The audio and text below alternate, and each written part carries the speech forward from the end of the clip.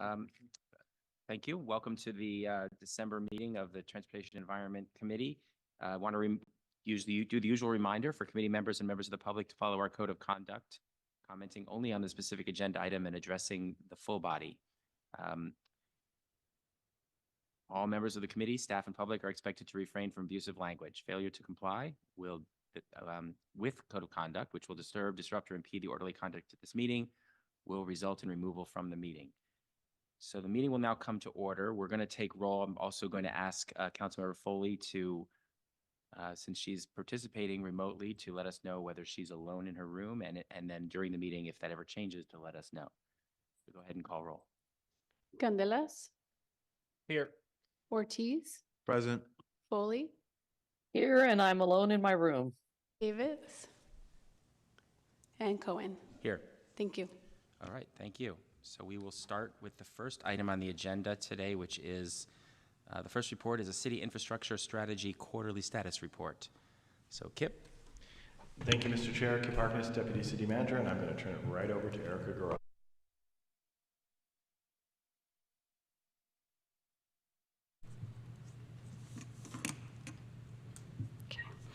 Good afternoon, committee members, chair, and members of the public. Erica Garofo, lead resilience strategist.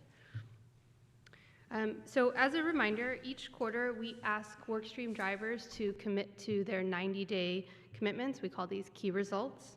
At the end of the quarter, we score ourselves on the completion rate. What you see here is green means that all of the key results within that workstream were completed. Yellow means that greater than 60% were completed, and red means that less than 60% were completed. If you look at the workstream level, we see a lot of yellow for Q1. But if we dig one level down below that to the key result level, we see that out of 51 key results, 32 were green, or 63% were completed. The full list of all of the key results for Q1 organized by workstream are in the memo, and as well as the in-progress key results for our current quarter, Q2. For today, we'll be highlighting just a few of these. So we'll give a little bit of a double click on the two red ones, and then give some highlights of Q1 accomplishments. Okay, so our first red work stream was on shoreline levee and sea level rise. So initially, when we started our Q1, we were focused on doing a technical review of sea level rise and then bringing it back for an internal discussion. But early on in Q1, we learned that Valley Water had secured new revenue and was able to jumpstart the remaining reaches of the south shoreline levee. So we paused our original key result and pivoted to work on a collaboration with Valley Water, the State Coastal Conservancy, on a breakthrough negotiated agreement, and began drafting the letter of intent to move the project into the next development phase. So while we did not complete our initially committed key results, we did feel like the pivot was a more fruitful outcome, and so we're okay with that. Okay, so the next work stream where we had a red was on the BART Silicon Valley connector. In this case, 3 out of the 4 key results involved working on packages that were submitted by VTA. Unfortunately, VTA didn't submit the packages in Q1, and so staff was not able to start or complete their review. Okay, on to some of the good news.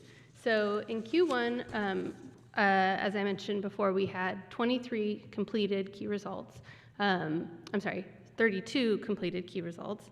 And so all of those are listed in the memo, but we wanted to highlight just a few of them for the committee here. So under the disaster ready and climate smart objective, we had our emergency operations center 90% completed. And then we also drafted the ordinance language for the mandatory soft story program. In transportation and aviation, we improved the vehicle abatement customer satisfaction from 15% to 35%. You'll hear more about that today. In our energy objective, we recommended to explore municipal electrical service, and spoiler alert, we passed Title 28, not in Q1, but pretty exciting. And then we also completed the EV fleet and charging infrastructure roadmap for 23-24. Moving over to water, we submitted our FY 22-23 Stormwater Annual Report to Council and then Water Board. The River Oaks Regional Stormwater Capture Project issued a notice to proceed and construction started. And then we also finalized with the City of Santa Clara, City of San Jose, and the SFPUC the feasibility study on a direct potable reuse project to provide long-term water supply in North San Jose.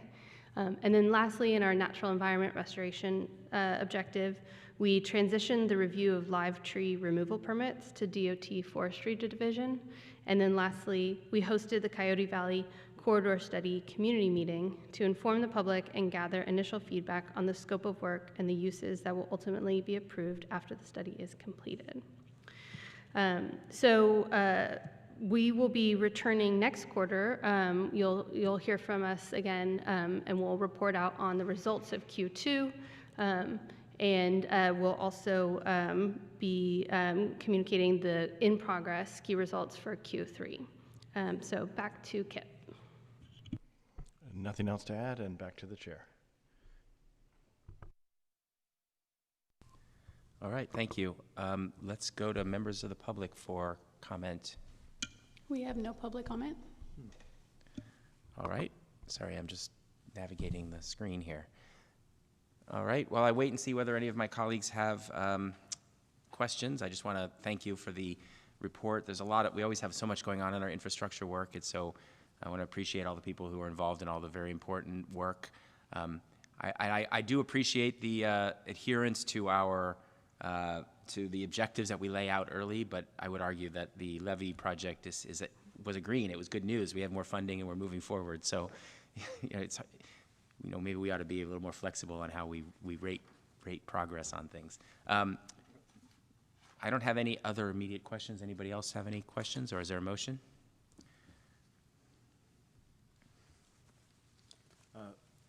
Move to accept report. Second. All right, there is a motion and a second to accept the report, so let's vote. We have to take a roll call vote. Candelas, Yes. Ortiz, Aye. Foley, Aye. and Cohen. Aye. Thank you. All right, that brings us on to the second item of our agenda, which is the electric vehicle fleet and charging infrastructure status report. Lori and team.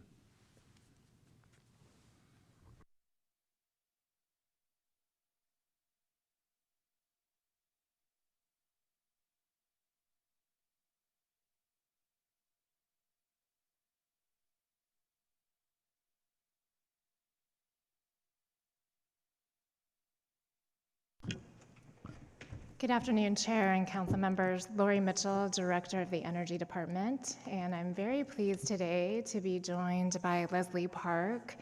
Kate Ziemba unfortunately couldn't be here today, and she's our senior power resources specialist. Also happy to be joined today by Walter Lynn, our Deputy Director in Public Works, and Laura Stuczynski, who's our Climate Smart and Electric Mobility Lead. And I'm going to turn it over to Leslie. All right, so there are three departments in the city that collaborate on electric vehicles and charging infrastructure. That's the Energy Department, Department of Transportation, and Public Works. Today we're going to walk you through our priorities for the next fiscal year, as well as give you some background on how we arrived at those priorities, and lastly, give an overview of our work plan. So our priorities for the fiscal year are developing a master plan to electrify the City of San Jose fleet and install the accompanying charging infrastructure, as well as ensuring that residents have equitable access to public charging infrastructure and affordable charging rates. So why are these our top two priorities? Besides the City of San Jose's carbon neutral by 2030 goal, we are driven by two recent California Air Resources Board, or CARB, rules CARB regulates air pollution and greenhouse gas emissions to make our air healthier. In August of 2022, CARB adopted the Advanced Clean Car Rule, which requires car manufacturers to sell new zero-emission cars and trucks in California starting in 2035. This rule ramps up zero-emission sales over time. By 2026, 35% of new cars sold must be zero-emission. That would be electric or hydrogen. Santa Clara County has already surpassed that sales goal, with the last quarter having over 50% of new car sales being zero emission. Since new internal combustion cars won't be available for sale in 2035, this means there's a lot of work we need to do to install charging infrastructure around the city. And secondly, this last year in 2023, CARB adopted the Advanced Clean Fleets Rule, focusing on transitioning medium and heavy-duty vehicles in most fleets in California to zero-emission options. This includes local government fleets like the City of San Jose. We can comply by one of two pathways. Half of our new vehicle purchases starting in 2024 must be zero-emission, and that would increase to 100% in 2027. Or fleets can transition a percentage of vehicles to meet milestones that converge to 100% by 2035 to 2042, depending on the vehicle type. Largely, these rules are signals for manufacturers to design and produce more zero-emission options. And with that, I'll hand it to Laura. Good afternoon. Helping car owners switch from gas to electric vehicles, either owned or shared, will also significantly reduce emissions. But thus far, EV adoption has been concentrated in higher income, single-family home neighborhoods. High prices have been a major barrier to EV uptake, particularly among low and moderate income households. So has access to charging. Low-income residents and renters face numerous obstacles to installing EV chargers in their homes. And public charging, particularly in low-income communities, is scant. In this map, census tracts are shaded white to green. The darker green the census tract, the higher the percentage of renters in that neighborhood. The yellow dots are public EV chargers. We have two large clusters of chargers in the city, downtown and along the North 1st Street in North San Jose. There are small clusters in a number of city shopping centers, hospitals, schools, and public facilities, but only a handful of chargers are located in the city's lower income neighborhoods and communities of color outside downtown. To rectify this inequity, we need to dramatically increase the number of public chargers available in these neighborhoods and ensure that they're affordable. We also need to co-design shared mobility options that prioritize the needs of our most vulnerable community members. I'll turn to Walter. Thank you so much, Laura, and good afternoon, Chair Cohen and members of the committee. Walter Lynn, Deputy Director for Public Works. I'll be sharing with you details in regards to,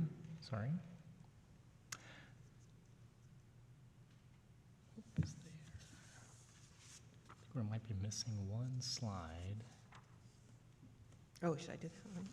Okay, I'm sorry, they were reversed, so maybe we'll go through this one at first.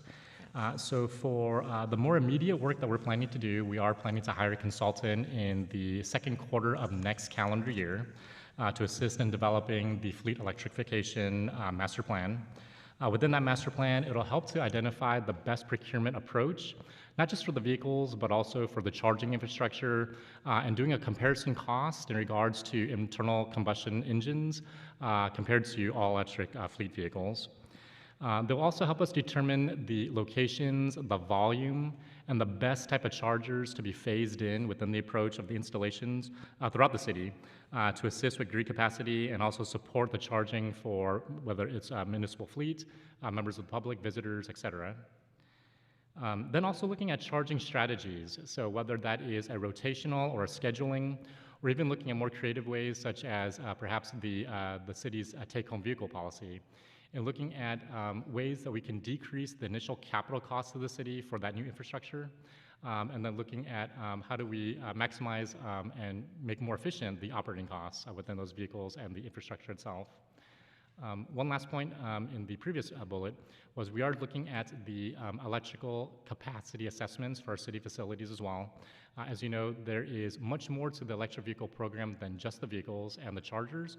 We need to ensure that the facilities where those chargers are being installed have the electrical capacity and the PG&E feed that goes in, where we're not blowing out circuits by installing more of those chargers. So we want to be very holistic in that approach and that review and that strategy to ensure all operations are safe and operable. The last piece is here, the opportunities for future-proofing. So as of now, we have the level 3 fast chargers. In the next 5, 10, 15 years, we may be at level 4, level 5, level 6.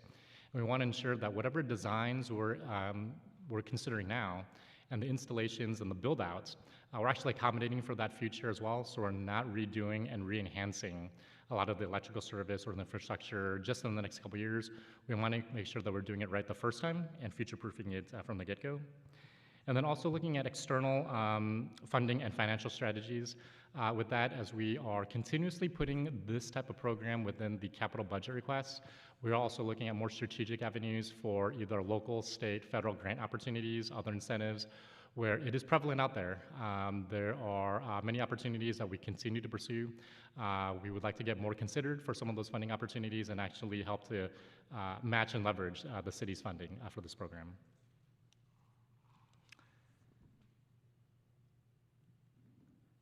For the current fiscal year work plan, so the team has established 2 separate working groups, one that's focused on the electrification program, as well as the equitable side of the program as well, that ensures residents have ample and affordable access to the EV charging equipment.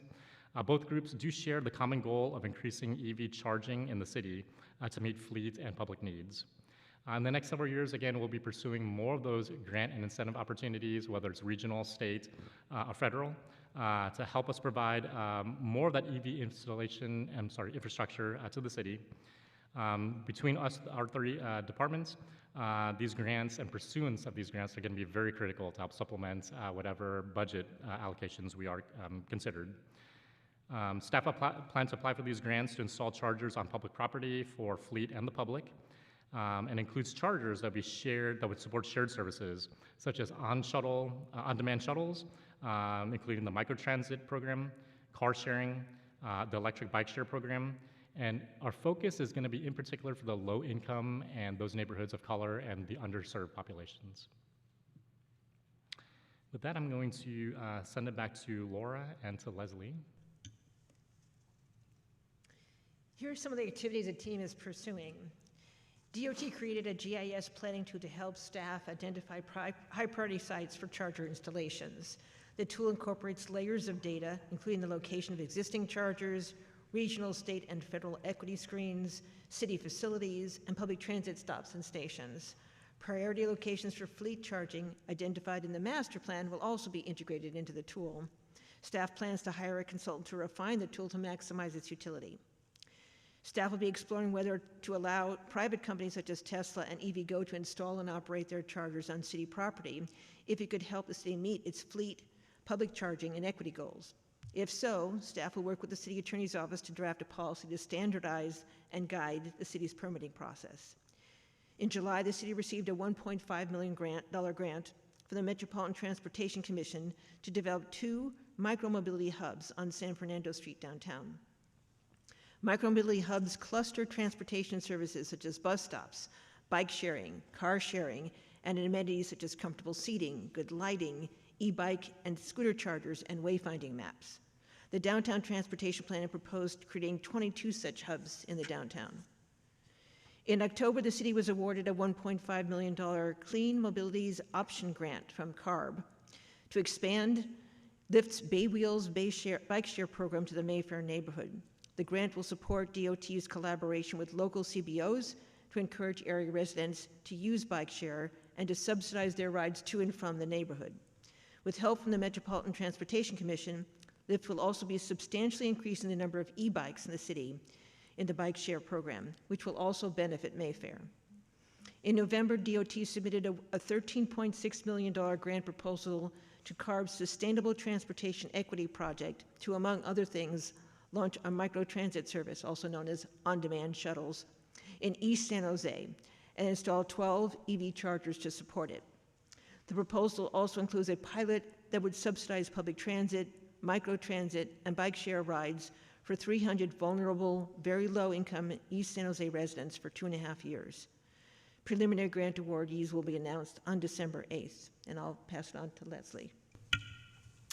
So Council approved San Jose Clean Energy's direct current fast charging hubs pilot program in November of 2022, which will result in 1 to 3 fast charging hubs located in low-income communities that currently lack infrastructure. San Jose Clean Energy will enter into a tolling agreement with 1 or more vendors to develop the hubs, and we would retain control of retail pricing to ensure that low-income drivers get affordable charging rates. Over the summer, we had many discussions with potential vendors and recommend exploring opportunities to align this project with the city fleet electrification. This will allow the program to scale and lower costs. We'll work with the consultant developing the fleet electrification master plan to see if there are synergies with the fleet needs and the fast charging hubs program. And if so, return to council with an updated recommendation. San Jose Clean Energy staff will also engage a consultant to analyze commute data from the Department of Transportation to determine whether low-income residents are commuting locally to large employers, and if so, examine whether these employers would be good candidates for an incentive program to install chargers at workplaces. San Jose Clean Energy aims to incentivize customers to charge their EVs as much as possible during the day to soak up the solar energy on the grid and thus lower costs, strengthen the grid, and reduce greenhouse gas emissions. And that should bring us to the end of our presentation. We're happy to take any questions. All right, thank you so much for that. Do we have any public comment? We have 2 public speaker cards. Can Jordan, Maldo, and Ruth make your way down? Please line up along the steps in front of the podium. You will have 2 minutes to speak. Thank you.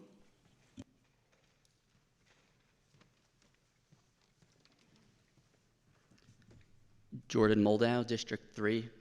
Thank you for covering a little bit about the e-bikes in the presentation, but I want to call attention to private electric vehicle usage. It's not just cars and single occupancy vehicles. E-bikes are also becoming popular for private use, as well as electric scooters and all sorts of things. It would be great if, when we're talking about expanding how people are able to charge their vehicles, if we also paid attention to how people are going to charge bikes or scooters as well. We just mentioned the fact that people drive their electric cars to work and then might need to charge during the day. Similar things will be true for people who might ride their e-bike or their e-scooter to work. They might need somewhere to charge that device during the day. Or someone who lives in an apartment complex who doesn't have room to bring their vehicle into their unit, they might need to potentially charge the vehicle wherever the bike parking for that apartment complex is, and that might not be available for them, and therefore they might not be able to invest in that more environmentally efficient form of transportation. I know we have codes and REACH codes in the municipal code that talk about bike parking that needs to be provided at new workplaces and new apartment complexes, and we also have codes about how those places need to provide car electric charging. It would be nice if we had codes in the city that also focused on needing to provide places for people to charge electric bikes and electric scooters, because I think we want to incentivize those forms of transportation. Those are much better for the environment than just switching people from gas cars to electric cars. Thank you. Thank you. Next speaker.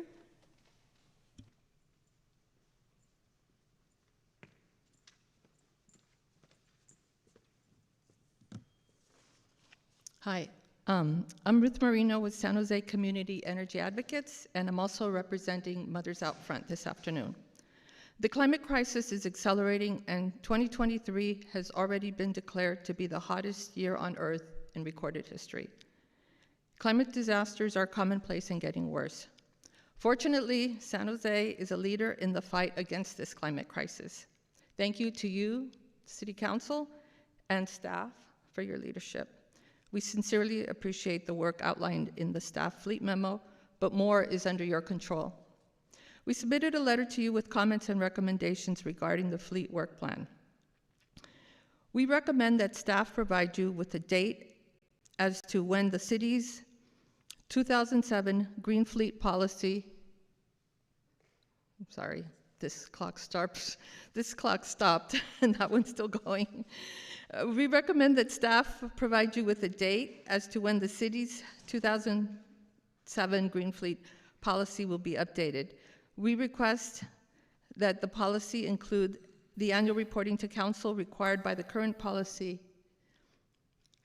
and that the annual report also include details on how the prior year's fleet budget dollars increased electrification of the fleet. If a zero-emission vehicle was not purchased, why? We request that the city purchase as many zero-emission vehicles as possible. These vehicles are used for years, and at this time, the costs for EVs have come down. The federal government has $7,500 in credits that are available to cities, and charging has become much faster. San Jose has millions of dollars for fleet replacement in the budget this year, with $10 million for the police department. Thank you. Thank you. Back to the committee. All right, thank you, and thank you, members of the public, for your comment. Councilmember Ortiz. Thank you, Chair. First off, I just want to thank the staff of the Community Energy, Public Works, and Transportation Department for your dedication to making sure that the City of San Jose is doing our fair share for reusable energy and to address climate change, because we know that that is something that impacts all of our residents, regardless of what district they live in, or you know, their income, or you know, nation of origin. It's extremely important that we make decisions today that creates a sustainable future for our next generation. And you know, I really appreciated several of the slides today, especially the emphasis on equity as we look into infrastructure, especially charging stations. Initially, I thought that District 5 didn't have any charging stations, but I was looking at the map and it looks like there's about 2 or 3, so I got to follow up with you afterwards to find out where those are. But safe to say that District 5 lacks a lot of that infrastructure, so I really appreciate that the city has the foresight of making sure that we're addressing those inequities when it comes to that charging infrastructure. Have we considered, you know, establishing minimum like standards for a minimum amount of infrastructure we would want to put in every district, like charging stations or et cetera? In the electric mobility roadmap that we adopted in early 2020, there was a ratio of charger to electric vehicles, and then we have a goal to reach our climate goals on the number of EVs that we want in the city. So at a broad level, yes, as for the city-wide, but at this point, we're trying to make sure that the chargers that are available in every council district, and right now they're not. Yeah, exactly. And I definitely, as I walk around and drive around my district, you know, I do see a minimum amount of electrical vehicles, and part of that may be the lack of infrastructure that's available as a factor for people not pursuing them. And also, I'm really excited to see that we are on track for the fleet to be making sure that we are utilizing renewable energy cars. Yeah, so with that being said, I will move item and accept. Second. All right, thank you. Councilmember Candelas. Thank you, Chair. I too want to give a heads up to the staff. Thank you for the report. I had a quick question, and there was a mention in the memo on a consideration for an application to a federal grant program, the CFI, from the Department of Energy. Is curious as to why it's a consideration and not this. We are going to be pursuing this grant to expand our level 2 and or fast charging capacity. And to my colleague's point, in historically disenfranchised areas and or under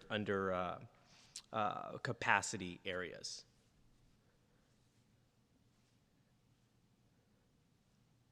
And for reference, it's literally in the last page.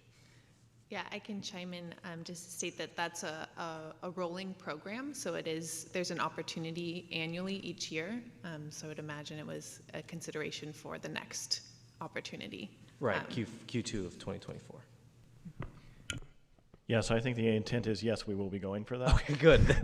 That's what I was looking for. Okay, great. Yeah. Because I guess if we want to get to where we want to go in our targets, and we want more electrical vehicle deployment and or purchase and or what have you, I think we need to have that infrastructure. And as policymakers, we have to, I know there's a 20% match, but it's an investment in our community that otherwise would not happen. And I would encourage staff to be very diligent about those kind of grant opportunities. To be able to have a 5-time multiplier on a $2 million investment is a worthwhile investment. Yeah. And Councilmember Candelas, I can also mention that we have been already pursuing CFI grants in a couple of different methods, where we are looking at specifically on the fleet, the municipal fleet side of things, and especially for medium duty or heavy duty vehicles, where those are emerging. We do need charging ports that can sustain that type of energy demand. And as such, with the higher demand, the higher costs, we are looking at those grants, and we've pursued them already. So it's Wonderful. constantly on our radar, and the CFIs in particular, that is something that we will continue to pursue.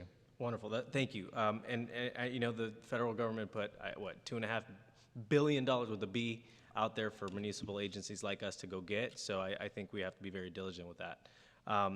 Additionally, I hope, I know there's a mention of a master plan for not just capacity, but different charging strategies and costs for the ratepayer or the person who's charging their vehicle. So I'm hoping we can do those concurrently, and it's not just we have to plan and then we can go get funding for it, right? And then lastly, my comments go to the importance of being strategic in where we place these opportunities, and looking at partnerships, whether it's with the school district, with other non-governmental organizations, or even other partner agencies, special districts, what have you. Okay, thank you. All right, thank you. Councilmember Ortiz, you have another question? Yeah, sorry, one more question. Are we looking at data around the usage of these micro-mobility sites? Like if I wanted, could I request, how many people have rented the Mayfair e-bikes in the last month or something like that? Are you talking about the micromobility hub in the downtown that's being created? Or I think we were mentioning the Mayfair, right? Doesn't Mayfair have? Yes. Yeah. We will be gathering data for that grant about usage. Yes. Oh, okay.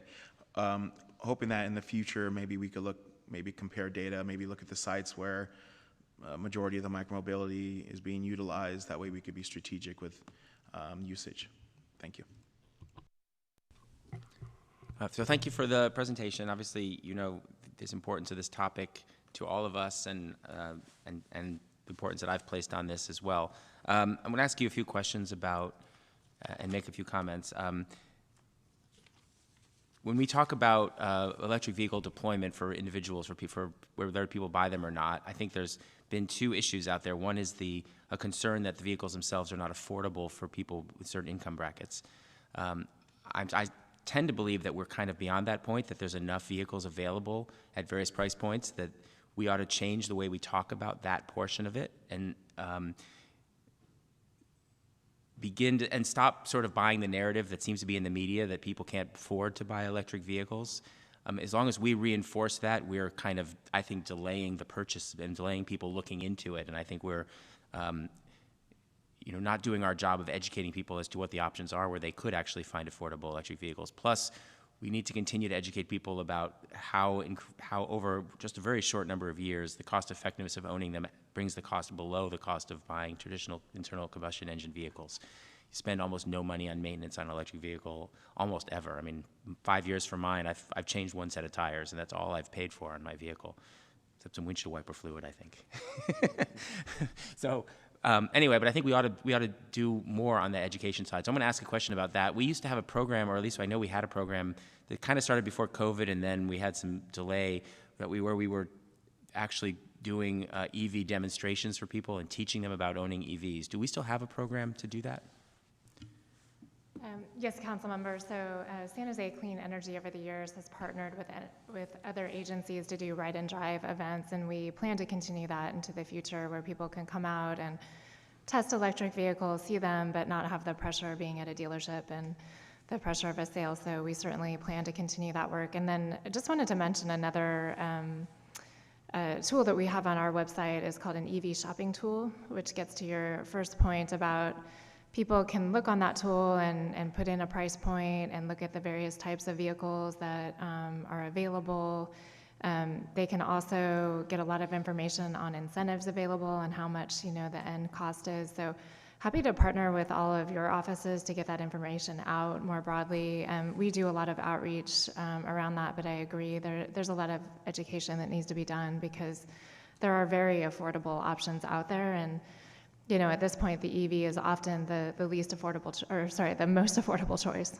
Yep. Thank you for that, and thank you for the offer to work with our offices. That was what I was going to suggest. There's so many tools we have, not just in this field, but in every area of the city that the public just doesn't know about. It's one thing to have a tool on our website, but we need to do a job in our office to promote those to the public. What there is no doubt about is that the inequity exists in the availability of charging, and that's why that should be our focus, is making sure that charging is available for people at all income levels and in all types of living conditions, environments. I tell people, if you live in a single family home, you can drive your car home and you know that charging will be available because when you pull up, that's your home, that's your space. But when you share, you don't know that it will be available at the time that you need it. And that's why what's coming forward in the next couple months on EV charging reach code update is so important, and I'll be focused on making sure that we require the readiness of all parking spaces in new structures so that every single person knows that they will always have charging available when they need it. So there shouldn't be a barrier to buying an electric vehicle, because there is some real issue with range and charging and all those issues when you have an electric vehicle. So we have to make sure that we overcome that. Do you do any, in understanding, we talk about where there's charging, but we also don't necessarily vary that based on the kinds of housing in those areas, right? So, or maybe you do. So obviously certain neighborhoods don't need as much public charging because people have homes where they can charge. So how do we study what the typical charging patterns are for people in different parts of the city? Or do we? So, I think there's probably a lot of work that needs to be done, but certainly some initial work. So when we brought forward our DC fast charging pilot project, that was the idea that, we located those both in communities of concern, but also in multi-family neighborhoods, right, where they may not have access to charging as they would in single-family neighborhoods. And so we've learned a lot, just working through the pilot, and hope to learn more and also expand that beyond to partnering with other charging companies to try to get more fast charging and level 2 and level 1 charging in the multifamily neighborhoods where we know it could be more challenging. And San Jose Clean Energy is very interested in that because we want to make sure people also have the option to charge during the day when we know that the energy costs are the lowest and there's more renewable supply out there to charge them. And as we get more level 3 chargers in that are fast charging, how are we working with people who supply those to set up rules so that they're convenient for people? I mean, what concerns me is you go to the store, you go to a level 3 charging station, it tells you, well, once you hit 80%, you're going to be charged a fee if you leave your vehicle too long. But I'm shopping in the store, and I don't know how long it's going to take for my vehicle to charge. There's a whole lot of issues there as well. It'd be great to be able to say to somebody, you can go to the store, and as long as you're in the store, you can use this charging station. Do we have some kind of policy, or can we bring forward a policy about what requirements there are to allow people the flexibility to use these charging stations where they are? Yeah, I think it's a really good point. It's something I think we're very early stages on, and in some areas maybe we have control, like city-owned lots, but in other private lots that's going to be harder to control.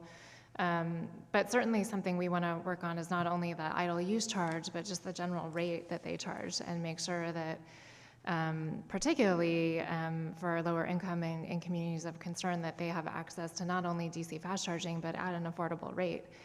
And so that was part of the reason why we wanted to test the DC fast charging model, is to test out different retail pricing structures. Some utilities are rolling out programs where it's like all you can charge for a monthly rate if you're, during the 10 to 2 p.m. hours and things like that, so that that's a win for the utility and that's the lowest cost, but it also provides more affordability to the EV drivers as well. So those are some of the things we're hoping to test out and then expand it further. All right, thank you. And now onto the fleet side of things. Are we on track for the goals that are set out in the rules for the percentages we need to buy and being on track for the 100% by 2035? Great question, Chair Cohen. So we are on track in terms of the process and how we're approaching the strategy. The challenges, though, are in regards to what vehicle types are readily available on the market. So our focus currently has been more so on light-duty sedans. We are starting to explore a little bit more on the medium-duty and the heavy-duty. However, those, whether they're still in prototype or just emerging on the market, we're keeping a close eye on that. We're also keeping an eye on the budget as well, too. So we're looking at the mix between the general fund replacement and the new replacements for, say, public safety. What does make sense? What's available? In particular for public safety, does it meet the needs of the PD, whether it's for patrol or pursuits? Some of those technologies are still emerging, but not quite there. So we are trying to look at best balance between availability and budget, but that is on our forefront. As we are still working to update the green fleet policy, we're already employing the purchase of electric first. So where it does make sense, where it is available on the market, they are not emerging, they are not prototype, we're actually making those purchases currently. And my yes and addition to that is part of the reason for doing the master plan is because we have a range of continuum on the technologies and the markets. We are very, very committed to being all electric, but we want to make sure we don't make an early bet that totally misses and end up with the Betamax of electric fire trucks, for example. And so we want to do a plan that allows us to understand what are these no-regret investments that we should be making now and how we scale up into an as of yet unknown technological and market environment for especially the medium and heavy-duty trucks and apparatus. Yeah, that makes sense. But are we trying to squeeze more life then out of vehicles where we don't have electric replacements so that we can slow down our purchase of non-electric vehicles? Because once you buy a vehicle, it's a long-term use, and we're not then phasing out the fossil fuel use. So would we try to sort of adjust when we're buying vehicles in order to wait? Actually, quite the opposite, Councilmember Cohen. So based on the previous administration guideline, we were asked to actually look at the vehicle replacement timeline for certain vehicle types and actually expedite what we're looking at in terms of the useful life and when those replacements would be due, so we can actually churn out and purchase more electric equivalents versus the internal combustion engine. Well, that's what so I said we're accelerating where electric is available. I guess I'm talking about in the areas where electric is not available. Are we trying to sort of slow down the replacements so that we're not going to replace with something that we have to use for a long period of time that's not electric? Yes, we are. So our O&M program on our fleet team and our mechanics, they're great in terms of continuing to expand the useful life of existing equipment to the best of our abilities if it is not right or there's not a technology in place for that equivalent replacement.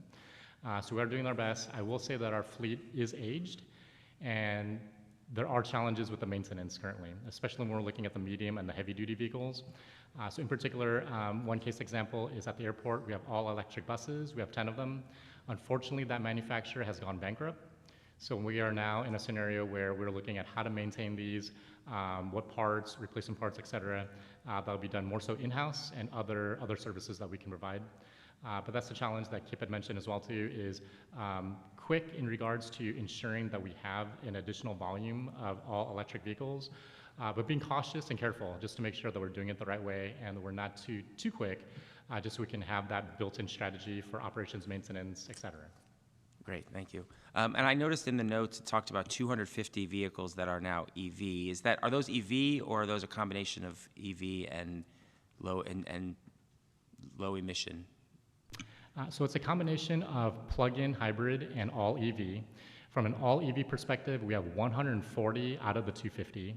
130 of those are light-duty sedans. 10 of those are the all-electric buses, as mentioned for the airport.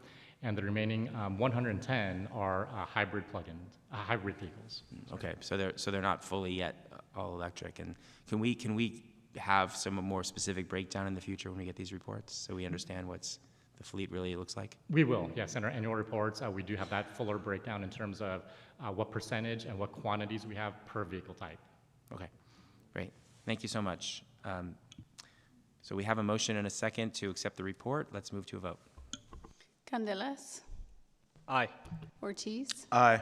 Foley, Aye. and Cohen. Aye. Thank you. All right. Now we're on. Thank you so much for that report.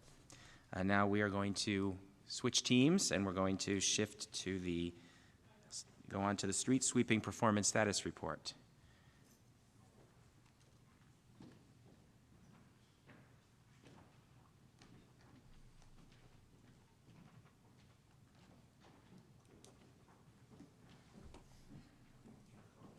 Thank you, Chair Cohen. John Risto, Director of Transportation. I'm going to introduce the team. We've got Rick Scott, Deputy Director of Department of Transportation, Heather Hoshi, Deputy Director, Department of Transportation, and Jennifer Sagan and Eric Hahn, Division Managers. All of them have some role and responsibility in the performance of the street sweeping program for the city. And I think I'm going to turn it to Rick and first Jennifer. Jennifer, thank you. Good afternoon, Jennifer Sagan, Division Manager of Sanitary and Storm Sewer Maintenance and our in-house street sweeping team. So I'm going to start with the purpose of street sweeping. Most people, or many people don't realize that the purpose of street sweeping is actually to remove sediment from the roadways before it gets washed into and carried, catch basins and carried into the local waterways. This sediment can contain toxic materials that are harmful to fish and wildlife and the environment, and that could include things like copper from vehicle brake pads, polychlorinated biphenyls from industrial processes, and mercury, things like this. So, and a positive side benefit is that it increases the aesthetics of our streets as well, but the main purpose is to remove sediment. And then moving on.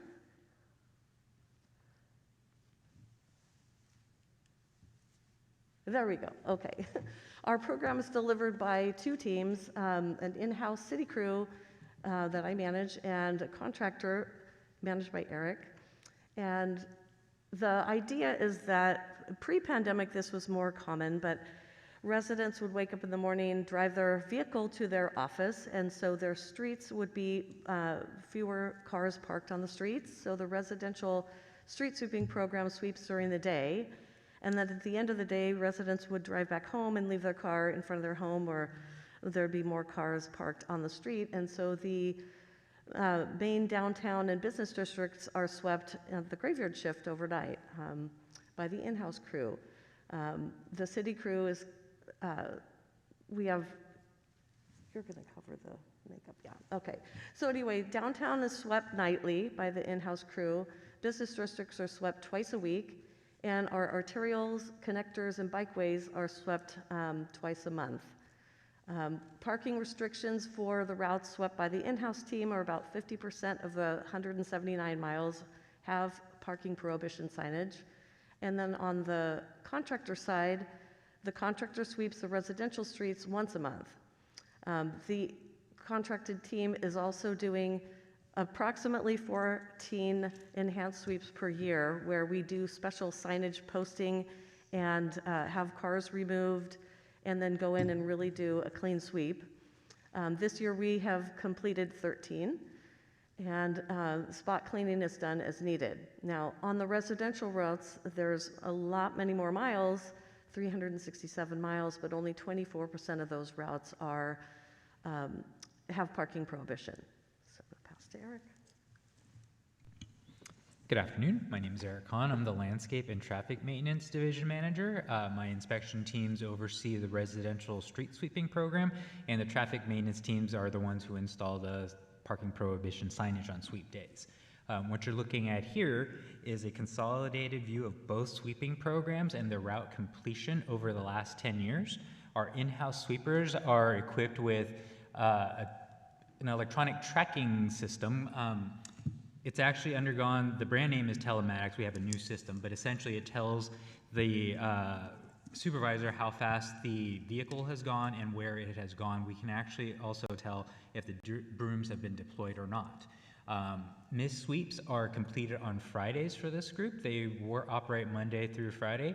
And then on the contractual side, our residential contractor, Green Waste, also has a system, their own proprietary system, which is very similar to the telematics system. We also have 3 inspectors who follow the sweepers at any given time, and Green Waste also has 2 supervisory staff who also follow their 6 sweepers, which are moving around on any particular sweep day. Next slide. The chart on this slide shows 2 different measures of street sweeping effectiveness. The first measure is the blue bar, which depicts the sweeping effectiveness based on inspection staff observation. We have a inspection sheet that goes from a 1 to 5 scale, with 5 being the optimal no debris left behind in the gutters, and 1 meaning a lot of debris and there are some obstructions, and it's really our notice to staff to follow up with whatever that may be. That's probably contacting the property owner, letting them know there might be a parked vehicle, trees, or some other objects left in the roadway. The orange bars represent the resident feedback, which is through a city survey, which is conducted by the Environmental Services Department. The most recent survey was completed in March of 2022, and it's done every 2 years, so the next one should be March 2024. This measure is, again, how residents see the effectiveness of our sweeping program. DOT is actually working with the city manager's office on updating a number of its measures, including the sweeping performance measure, because we want to have more consistent data. It's a little bit hard to track when you're doing it every other year, so we'd like to look at ways to maybe improve this performance measure. Next slide. This slide here, we have a number of different photos depicting the various barriers to sweeping. Probably the biggest one on the left here is the large debris pile. Sweepers actually cannot pick up the debris piles. They typically go around because there may be something buried beneath the pile that could damage the equipment. And if you look at this photo, right above the debris pile, you'll notice the trees are clearly overgrown, and that also can damage the sweepers from above. The limbs should be over 14 feet on the street side.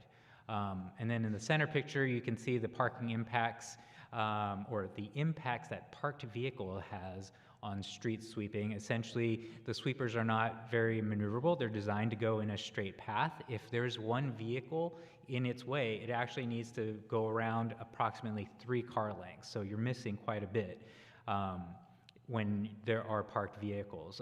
And we also experience things like waste containers that should be set out 24 hours before collection, but sometimes they're left out sooner.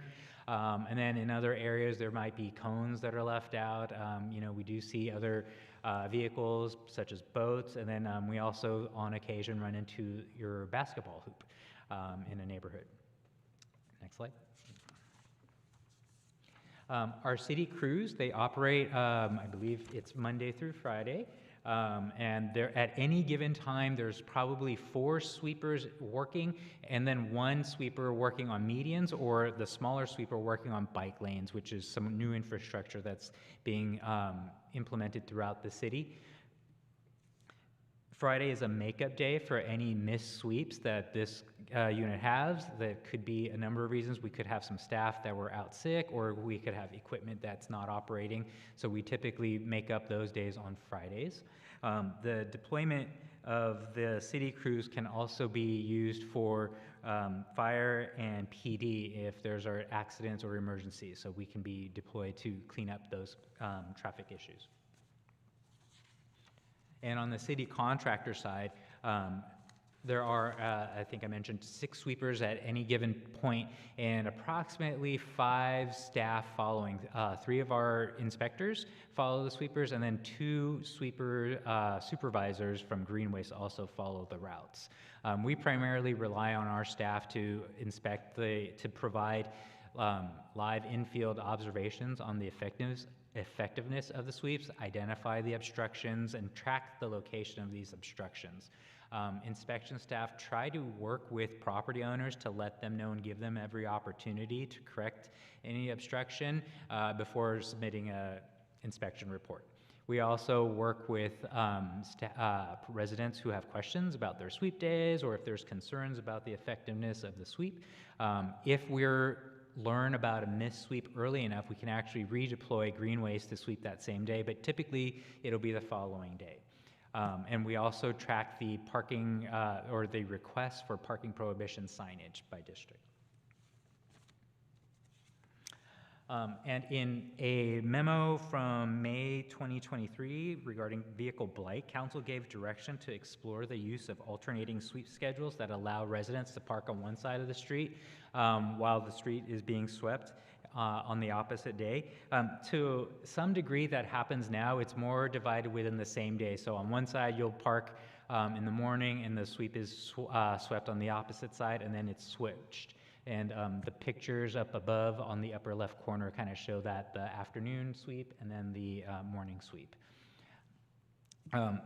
To reroute this, our sweeping routes are in the residential program only, it would cost approximately $800,000 annually, or $8 million over 10 years, because Green Waste will need to add 2 new sweepers and staff. There's also a cost of approximately $4 million to replace all the existing signage that is out there currently. So the total cost, over 12 years is approximately $12 million. But please keep in mind this is a very high-level estimate. Tracking and communications with residents is another focus or point of emphasis for our inspection staff. Again, what we do is we notice property owners of parked cars. We'll leave a brochure or a door hanger. The door hangers are also used for tree clearance issues, and letting the property owner know how they can get a no-cost tree pruning permit and to call our arborist team for an inspection and the permit as well. This door hanger is also left for obstructions like the early setting out of trash collection bins and basketball hoops and other items that we see in the streets.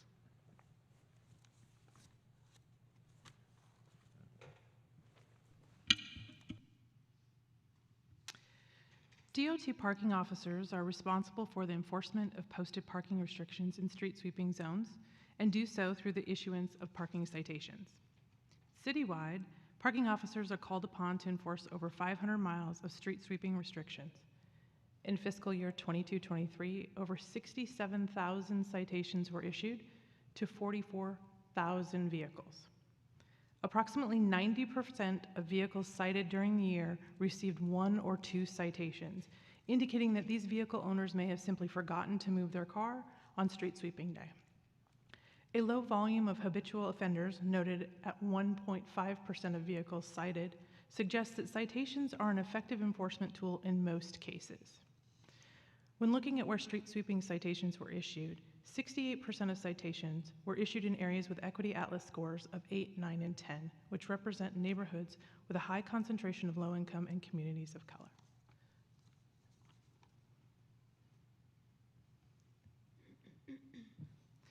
To assist our communities with understanding more about specific street sweep activities in their area, the city does have an online street sweep lookup tool.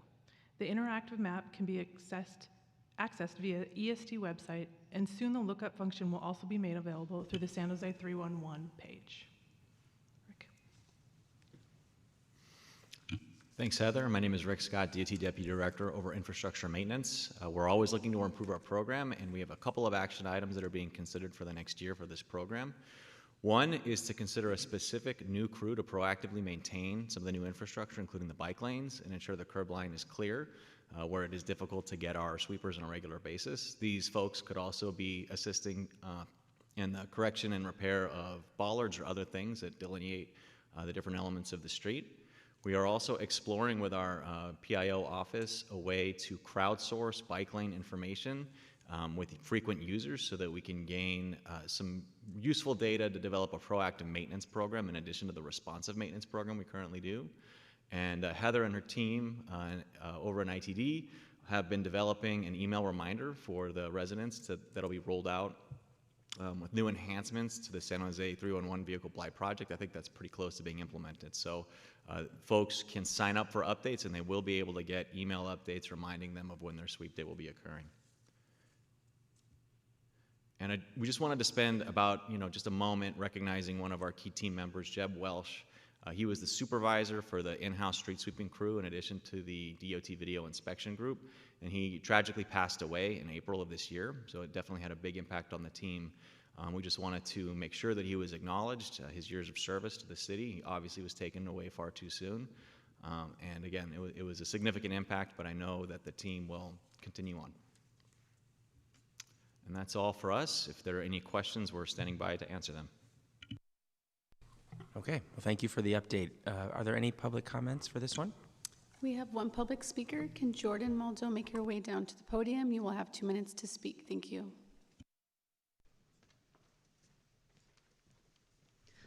Thank you for sweeping protected bikeways and for covering this in the report. And cyclists would love to be able to help crowdsource information on bike lanes that are too dirty. To clarify, where there exists separated bikeways, are they guaranteed to be cleaned with the same frequency as the adjacent road? For example, do we sweep San Fernando bikeway daily?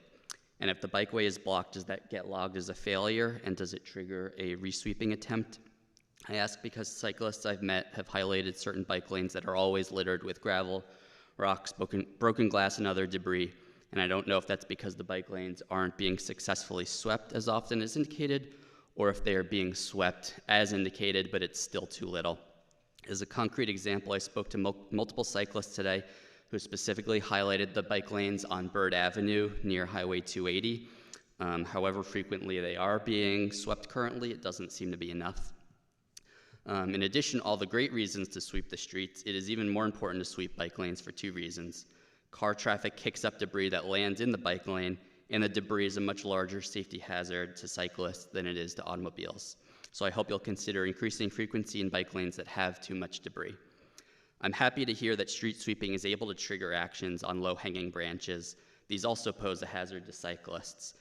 If you could provide a 311 category for reporting low-hanging branches, we could help with crowdsourcing information on that as well. In cases where cars are parked illegally in a way that is always illegal, for example, if they're parked on a bike lane or parked in front of a red curb, I hope, although it wasn't covered in the report, so I'm not sure, I hope that DOT is citing the vehicle for the higher infraction and towing the vehicles out of the bike lane as applicable. Thank you. Thank you. And now heading on to Zoom caller SVBC admin.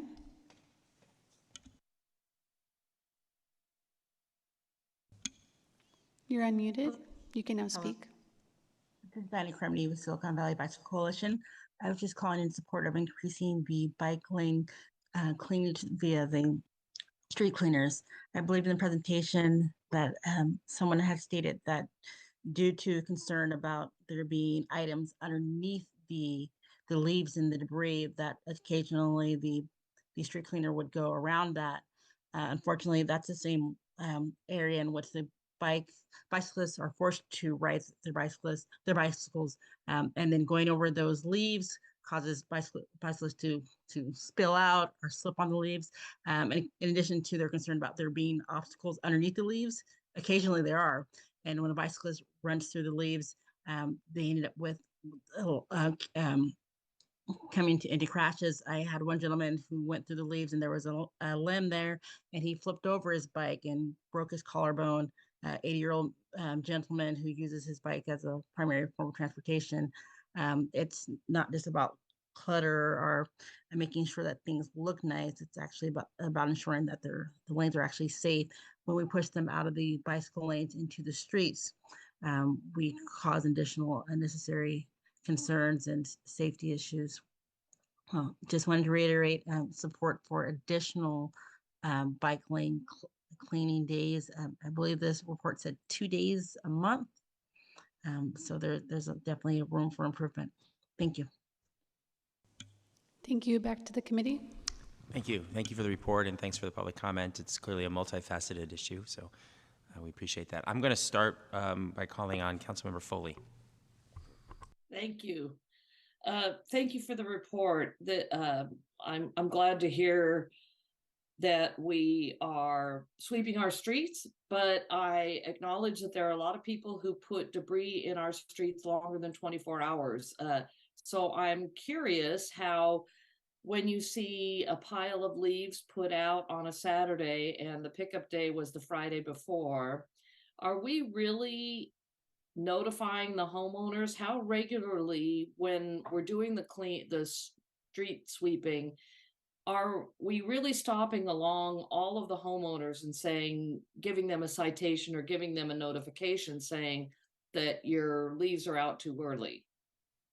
Because you see this all over the city, that the debris is put out a week in advance.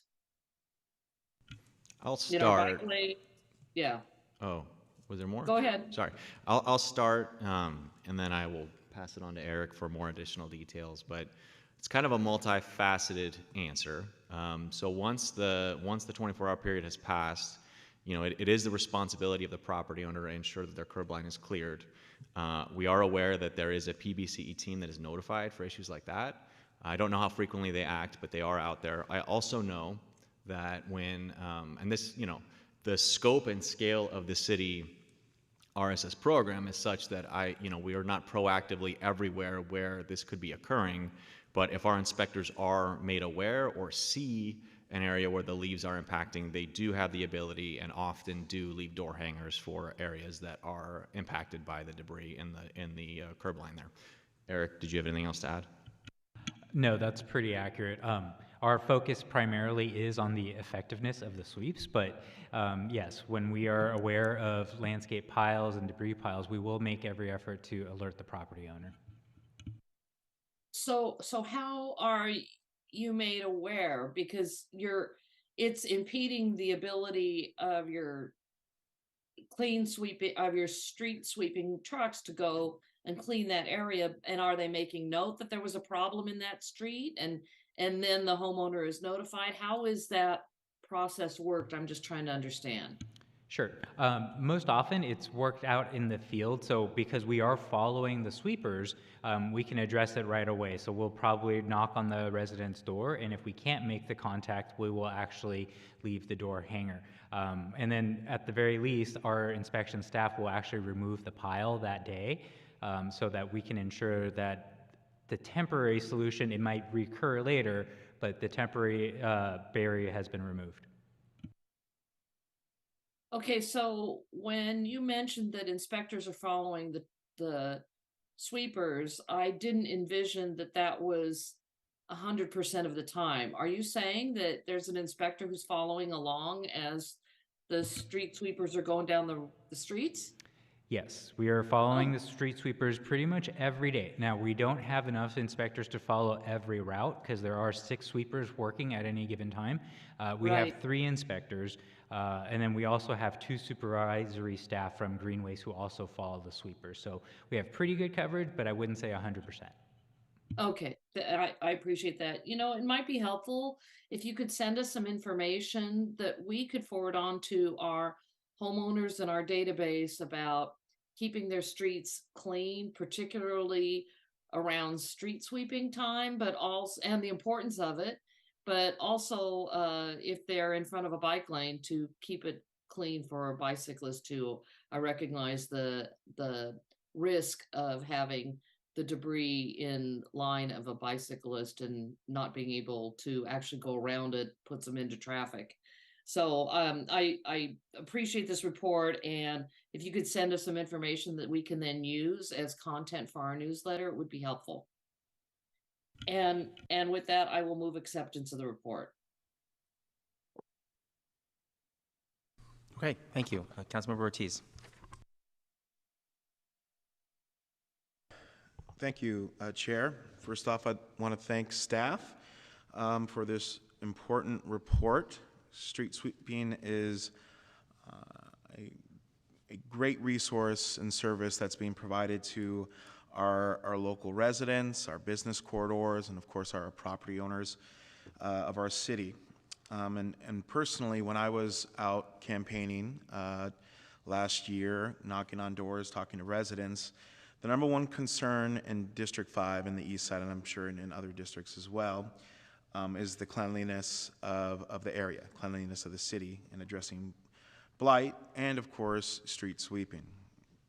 But since I've been in office, I've met with several constituents who've had serious complaints about street sweeping, and that we have had street sweepers skip whole streets, and maybe even cul-de-sacs in neighborhoods within my district. And looking at the map that you had up earlier in regards to the fines and the warnings that are being provided to residents, I think it's obvious that our current parking enforcement or approach to essentially the parking on those days of street sweeping is not working in my district, right? If someone could put up the map up again, if that's okay with you guys. Slide 11.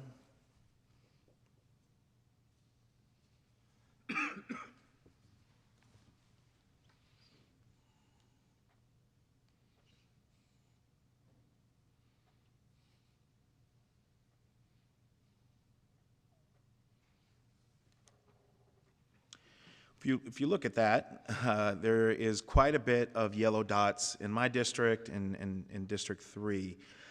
But when I talk to the residents in my district, they say that nobody's fining, that there aren't any letters being left on cars, and that streets aren't, and residents aren't being informed of when street sweeping is. So I see this data, but then I also talk to residents in my district who feel like this is not happening, and that there is no enforcement on street sweeping days. But I think regardless of who's right, our approach to District 5 is not working. And we need to try something new. So I do have some questions. Is the department considering a different strategy for these neighborhoods that are high working class areas, right? That maybe have multiple families living in one home. Are we looking at new approaches to educate these families so that we can get these streets swept? Because essentially right now what's going on is that residents are being denied this service. Thank you for the question, Councilmember. So heard your point on residents being concerned about parking enforcement. I would add that there's a little bit of nuance to that, given that during COVID, most of the time there was no enforcement of these parking restrictions. Maybe Heather could speak to when that restarted, but for the majority of the pandemic, there was no enforcement of the posted signs due to the shelter. I would say even order. now. I got complaints about this month, so okay. it's not just 2 That'd be weeks great. ago. So that would be great for us to be aware of, so that we can redirect our services and maybe even work with your office to plan. I think we have actually an enhanced sweep, in the specific areas that are of concern. But beyond that, we're very open to working with any of your offices to do outreach about what street sweeping is. There is kind of this passive website where all the information is, but certainly, if it's helpful to prepare something, we have a PIO office that can help us with some language that can kind of get out there. Yeah, I mean, the majority of the RSS routes do not have parking restrictions. Only about, I think, 25% of them do. So I know you're pointing to the areas that have restrictions up there, but again, the vast majority of the program is unenforced at this time. Oh, I see. So we're still not enforcing and providing Well, fines. the majority of the program does not have signs. The majority of the miles do not have signs in the RSS program. So if they don't have signs, they can't be fined. Exactly. Okay, so what do these yellow dots represent then? I believe, and Heather can correct me if I'm wrong, the yellow dots are where they are signed and there are violations that are then cited. Okay, well then Heather says that's right. Yeah, I mean, I think my office sent you guys an email probably about a month ago wanting to meet about this. I shouldn't have to wait for these conversations to be at the dais. But looking at this map, I don't know if it's one specific area. It looks like my whole district where there's a whole bunch of yellow dots at. And the neighborhoods where I'm getting complaints are the Arbuckle neighborhood, the Thomas Ryan neighborhood, and the Mount Pleasant neighborhood, right, which are all large areas of my district.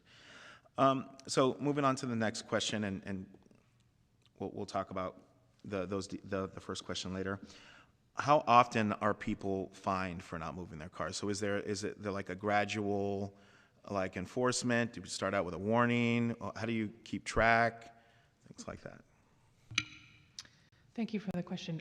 There is not a step process. It is, if you are in violation on street sweeping day and there's a posted restriction, you parked there, you will receive a citation.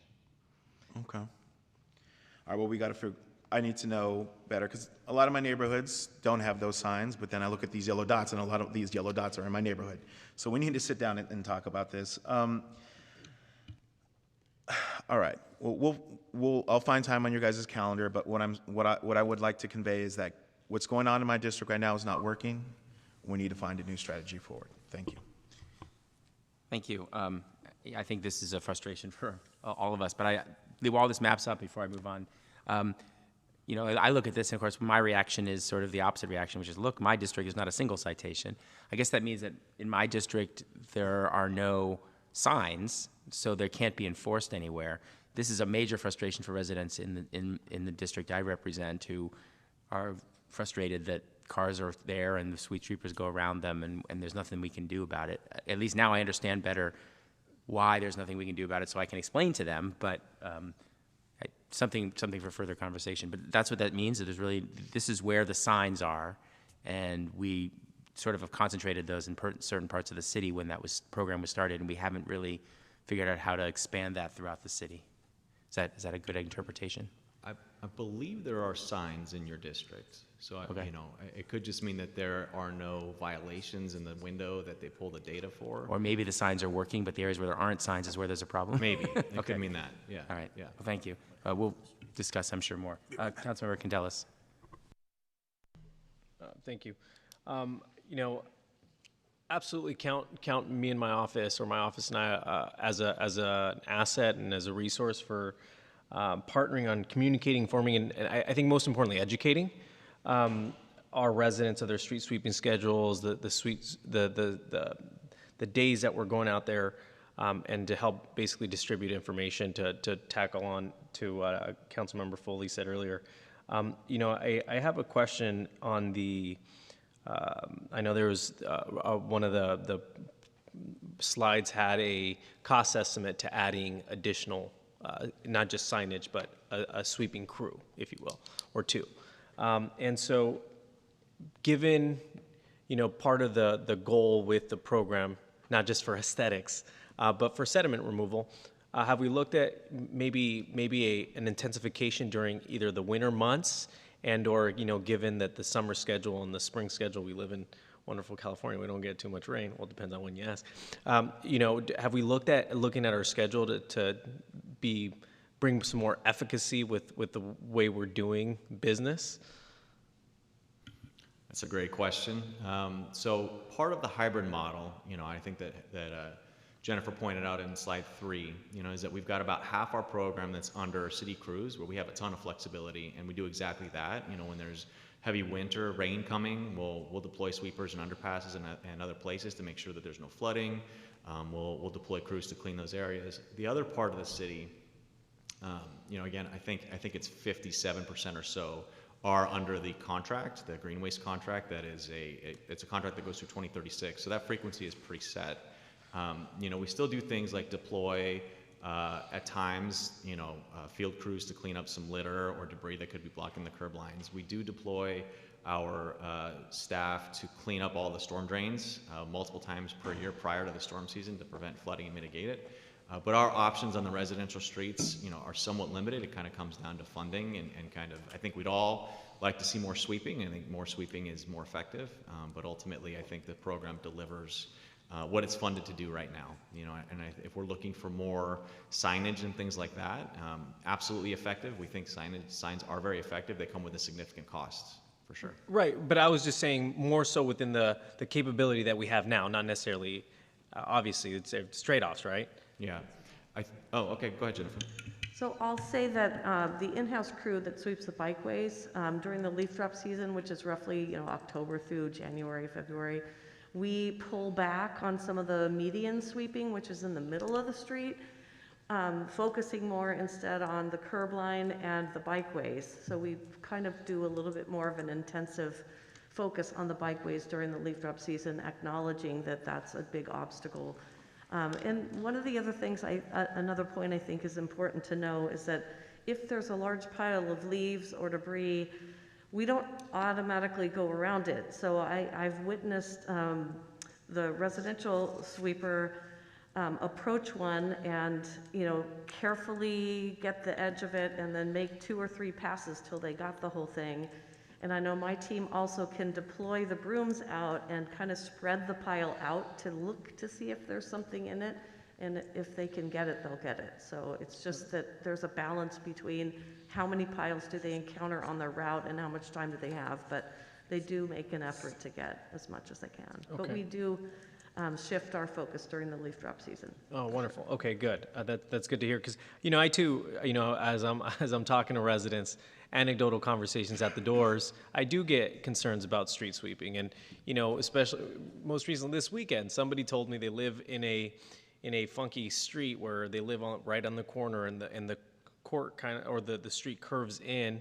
And he's told me, I see the street sweepers come in, but they don't fully go all the way to the curb, and then they kind of like gloss over. So if you're looking at a GPS map, which somebody mentioned in the presentation, that's part of the tool to track, that it looks like they went over the street, but they really didn't. So that was, again, anecdotal conversation that somebody complained to me about or talked to me about. So I would, I'm encouraged to hear that we do have supervisors that follow. I don't know if they follow within the residential streets, but if so, great. And then I guess my next question is towards the street sweeping within the neighborhood business districts.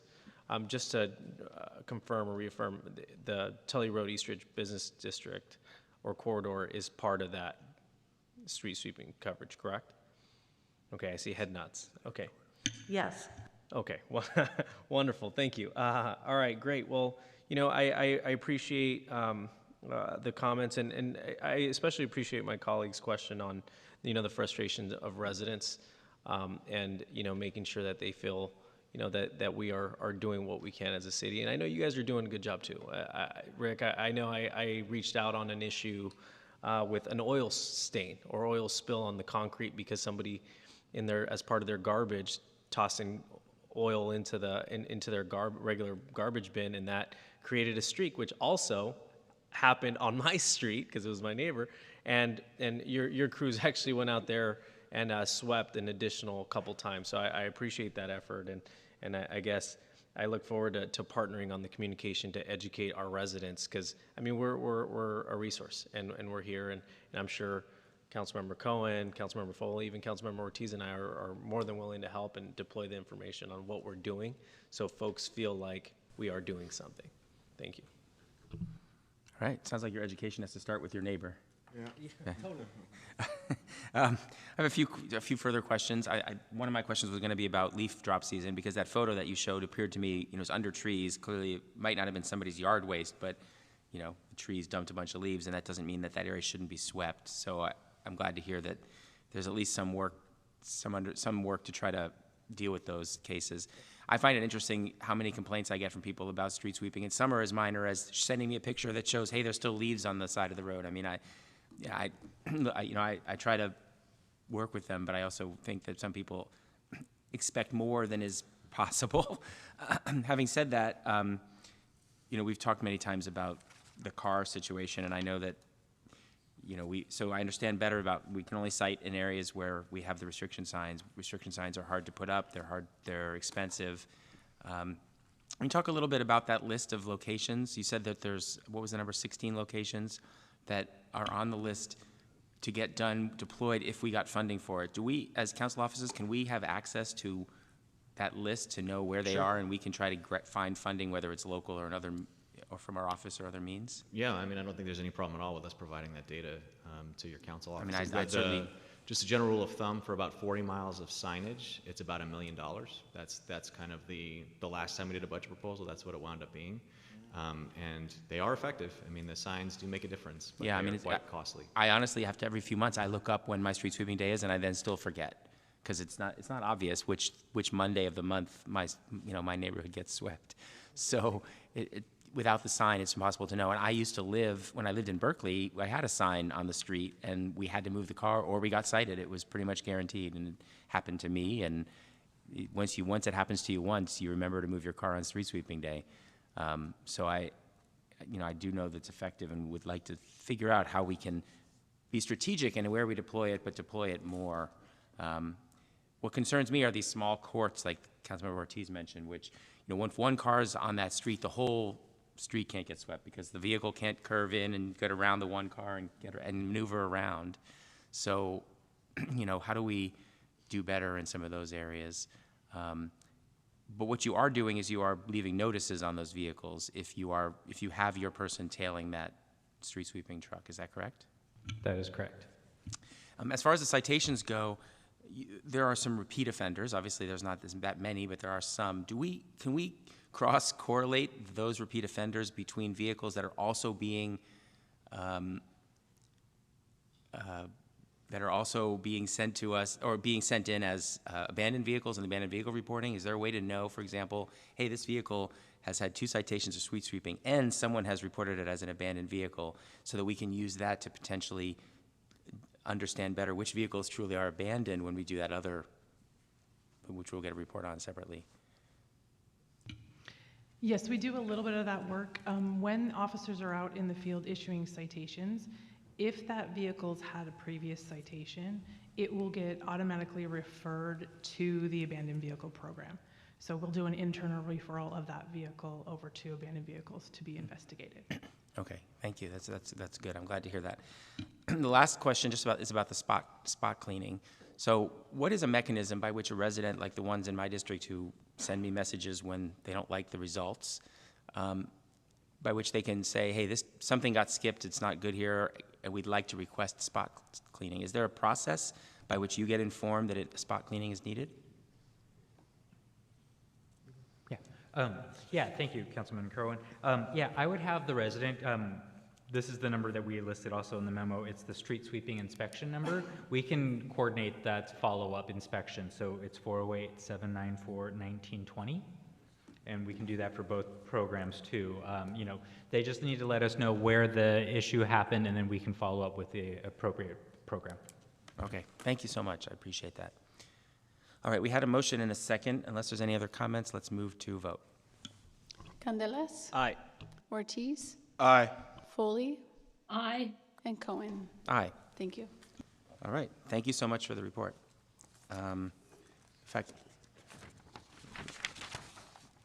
time for our next team. This is on the vehicle blight status report.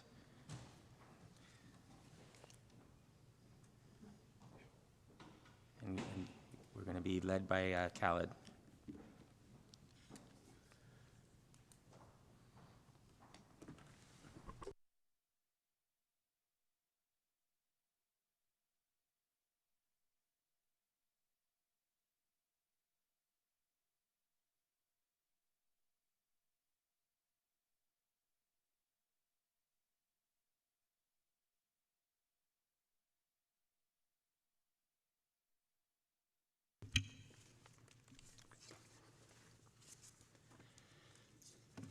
Good afternoon, Chair Cohen, committee members, members of the public. My name is Khaled Tawfiq, Chief Information Officer, and presenting with me today is John Risto, Director of Department of Transportation, Heather Hoshi, Deputy Director, Department of Transportation, and Nimrata Batra Agrawal, Acting Project Manager from Information Technology Department. This past May, we reported the status of Vehicle Blight project and the planned enhancements, and we are here to provide an update on our progress and future plans. And to get us started, I'll turn it over to John Risto. Thank you, Khaled. Again, John Risto, Director of Transportation. Thank you. Since the inception of San Jose 311, abandoned vehicles has been one of the most requested services in the city. Over the last several years, however, abandoned vehicle concerns have evolved and expanded, becoming more complex and requiring a multi-department approach to address them. And this slide indicates and shows the multi-departmental approach that Khaled and the rest of the team have been working through. The Beautify San Jose Vehicle Blight Initiative project team includes representatives from ITD, DOT, Parks, Recreation, Neighborhood Services, San Jose Police Department, Housing, Planning, Building, Code Enforcement, and the City Manager's Office. Under the sponsorship of the City Manager's Office, the Information Technology Department and Department of Transportation launched a multi-department team to collaborate on reimagining the response, resolution, and tracking of vehicle complaints for higher effectiveness and resident satisfaction. Today, we're going to present an update on the vehicle blight service work. The committee will receive an update on newly designed San Jose 311 services and features and enhancements. The team's continued data analysis and the status of additional direction provided to staff during the May 16th, 2023 City Council meeting. So I'm going to hand it off to Heather Hoshi, who is the project manager for the reimagining of the vehicle blight services. Heather? Thank you, John.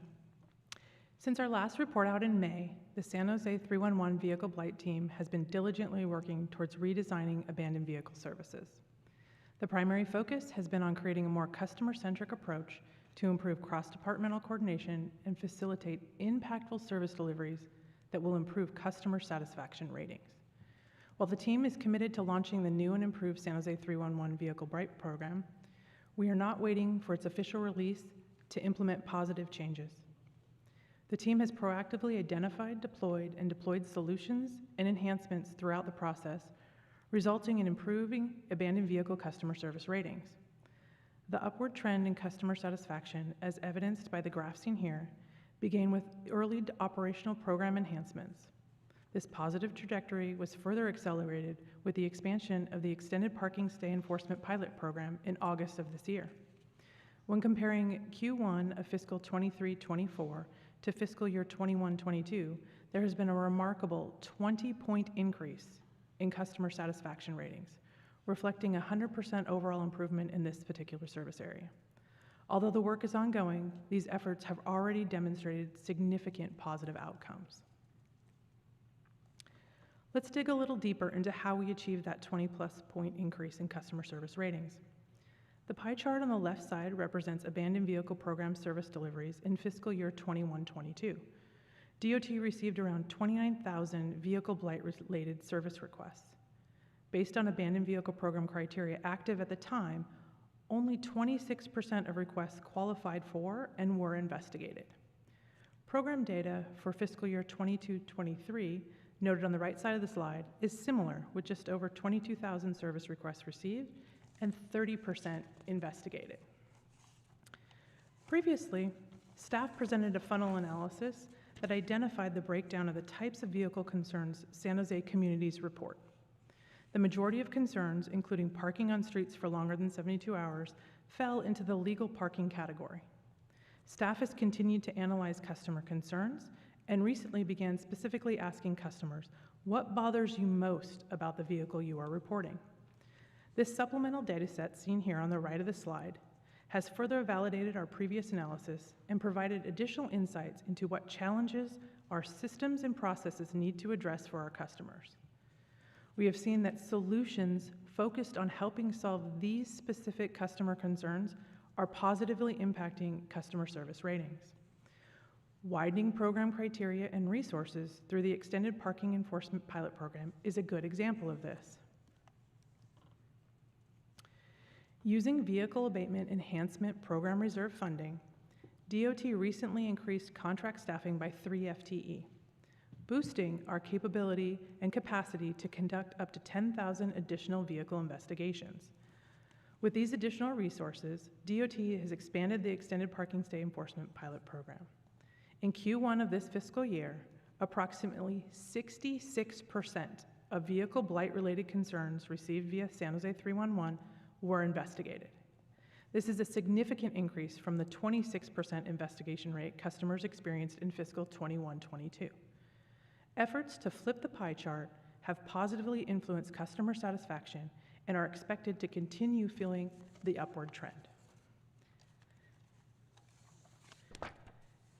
The Extended Parking Stay Enforcement Pilot Program is running in parallel with the existing abandoned vehicle program.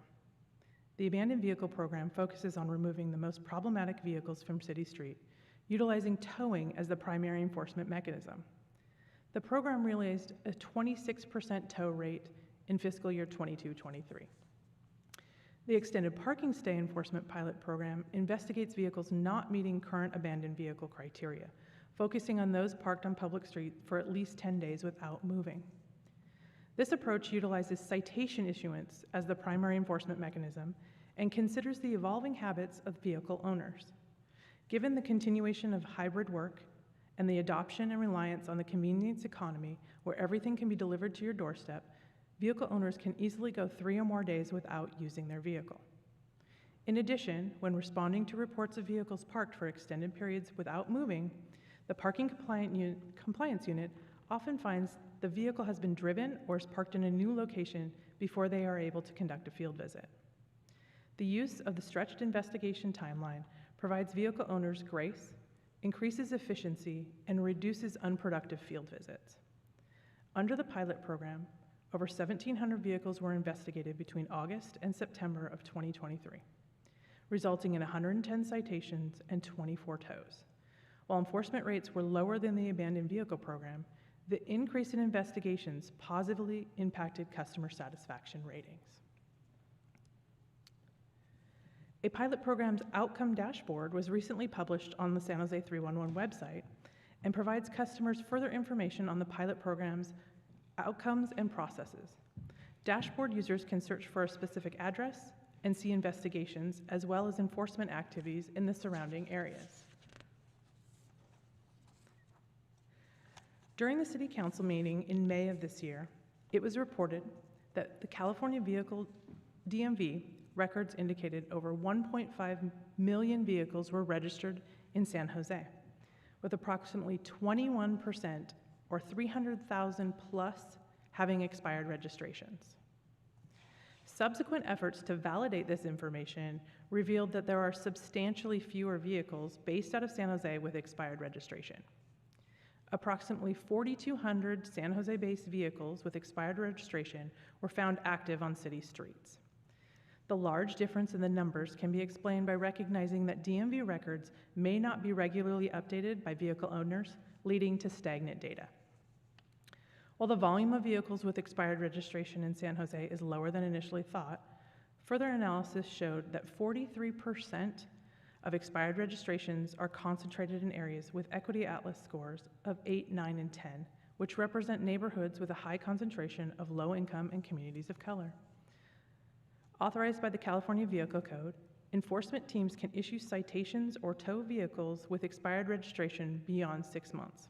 However, Parking Compliance Unit typically focuses on more egregious violations expired 1 year or longer. In fiscal year 22-23, the PCU issued 2,900 citations and towed 1,500 vehicles citywide for expired registration violations. Approximately 35% of citations and 45% of tows occurred in Equity Atlas areas 8, 9, and 10. This data implies that the Parking Compliance Unit is using a balanced enforcement approach when addressing violations of expired registration. The city's Abandoned Vehicle Program was initially designed to focus on identifying and removing the most problematic vehicles on city streets, distinguishing between abandoned and stored vehicles. The conditional criteria for investigating vehicles under the Abandoned Vehicle Program were established based on the likelihood of a vehicle legally qualifying for tow when investigated. Vehicles towed as part of the city's Abandoned Vehicle Program are taken to a tow yard and stored, allowing the vehicle owner the opportunity to recover their vehicle. Vehicle owners must pay accumulated fees, outstanding citations associated with the vehicle, and provide proof of current registration before the towed vehicle can be released. The majority of San Jose PD vehicle release information is tracked through a manual process and paper documentation, making analysis of vehicle activity post-tow challenging. To respond to City Council direction, a sample of data was analyzed to understand what portion of vehicles are reclaimed by owners after being towed. Between June and August of 2023, as part of the Abandoned Vehicle Program, over 1,000 vehicles were towed. Approximately 175 of these vehicles were reclaimed, resulting in an overall tow recovery rate of only 17%. This low recovery rate suggests that most vehicles towed under the abandoned vehicle program are correctly identified as abandoned. I'd like to turn over the presentation to Namrata. Thank you, Heather. We are pleased to introduce the upcoming Vehicle Concerns service on the San Jose 311 app, scheduled to launch in March 2024. The current abandoned vehicle service will be replaced by the new Vehicle Concerns service. This enhanced service features broader intake criteria, streamlining the reporting process for customers. SJ311 will serve as the centralized reporting point for all vehicle blight-related issues. Customers no longer need to navigate the intricacies of the city's inner workings.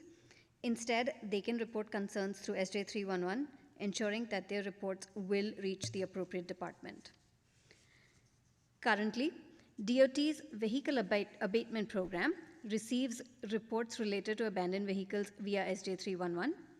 In cases requiring multiple departments, requests are manually distributed to other departments via email. To improve internal coordination to address vehicle blight issues, the team is actively implementing new enhancements to SJ311 to ensure proper tracking and collaboration between all involved departments.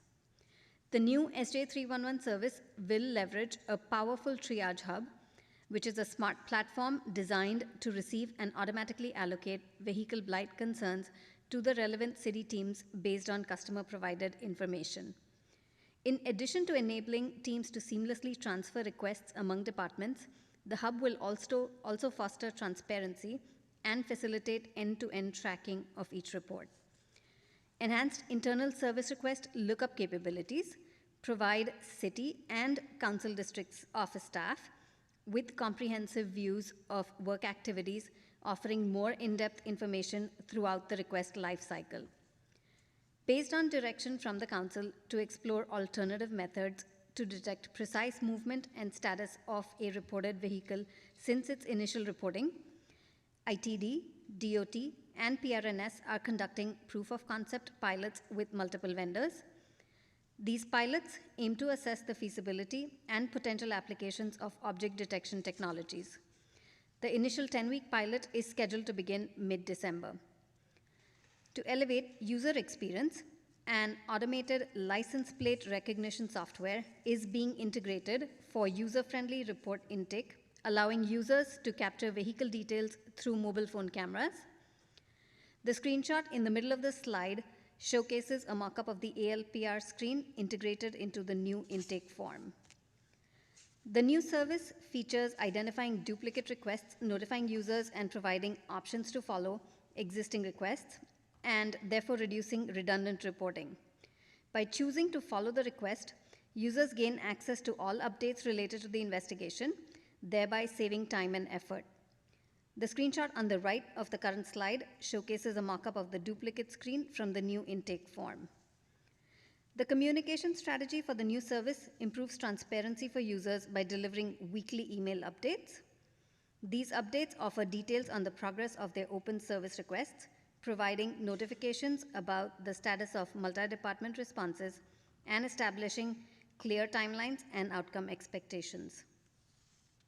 Additionally, closeout emails aim to enhance transparency by including evidence, such as before and after photos of investigations whenever feasible, to confirm the outcomes. With the introduction of the new service, SJ311 will now integrate improved identification and detection capabilities for stolen vehicles.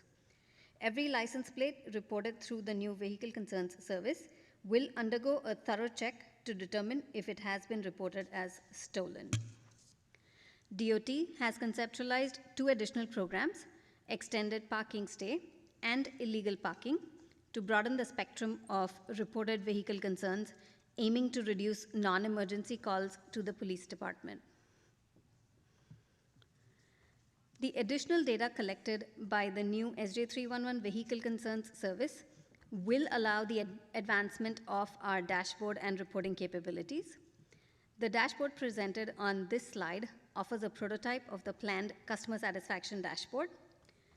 Through staff's analytical efforts, and a comprehensive review of customer satisfaction data, it became apparent that there is a need to reevaluate our approach to assessing customer satisfaction. A new survey approach will be implemented to collect more actionable feedback. This approach will break down the feedback based on outcomes, timeliness, and communications. Furthermore, the scores will be disaggregated based on the complexity of the required response, distinguishing between a single department response and a multi-department response. This refined approach aims to offer a more nuanced understanding of customer satisfaction and enhance our responsiveness to their needs. The SJ311 Vehicle Blight team is currently in the final development phases of the project, and we are targeting March 2024 to complete staff training and release the new system. I'm now going to hand it off to Khalid. Thank you, Namrata. As we continue to enhance the Vehicle Blight program, we are encouraged by the continuous improvements achieved in customer satisfaction that benefited the residents in every district, and we recognize that more work is needed to achieve our goals. The anticipated launch of the San José 311 Reimagined Vehicle Concern Service, planned for next March, is also expected to enhance services and increase customer satisfaction ratings. In addition, we're investigating new object detection technologies to help streamline the process and increase our ability to proactively address concerns before they are reported as issues by the public.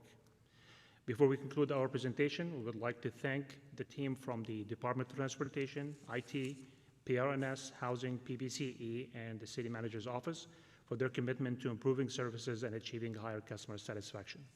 This concludes our presentation, and staff is available for questions and feedback. All right, thank you. Before I step in to take questions, do we have any public comment? We do have one public speaker card. Jordan Muldo, make your way down to the podium. You will have 2 minutes to speak. Thank you.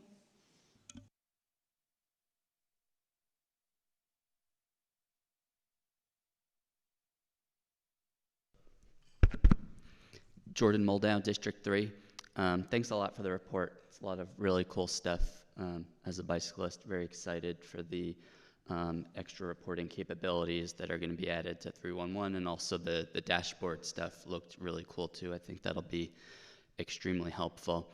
I just want to echo a couple points that were made. One about the outcomes of when a case can be handled entirely in 311 versus when it can't.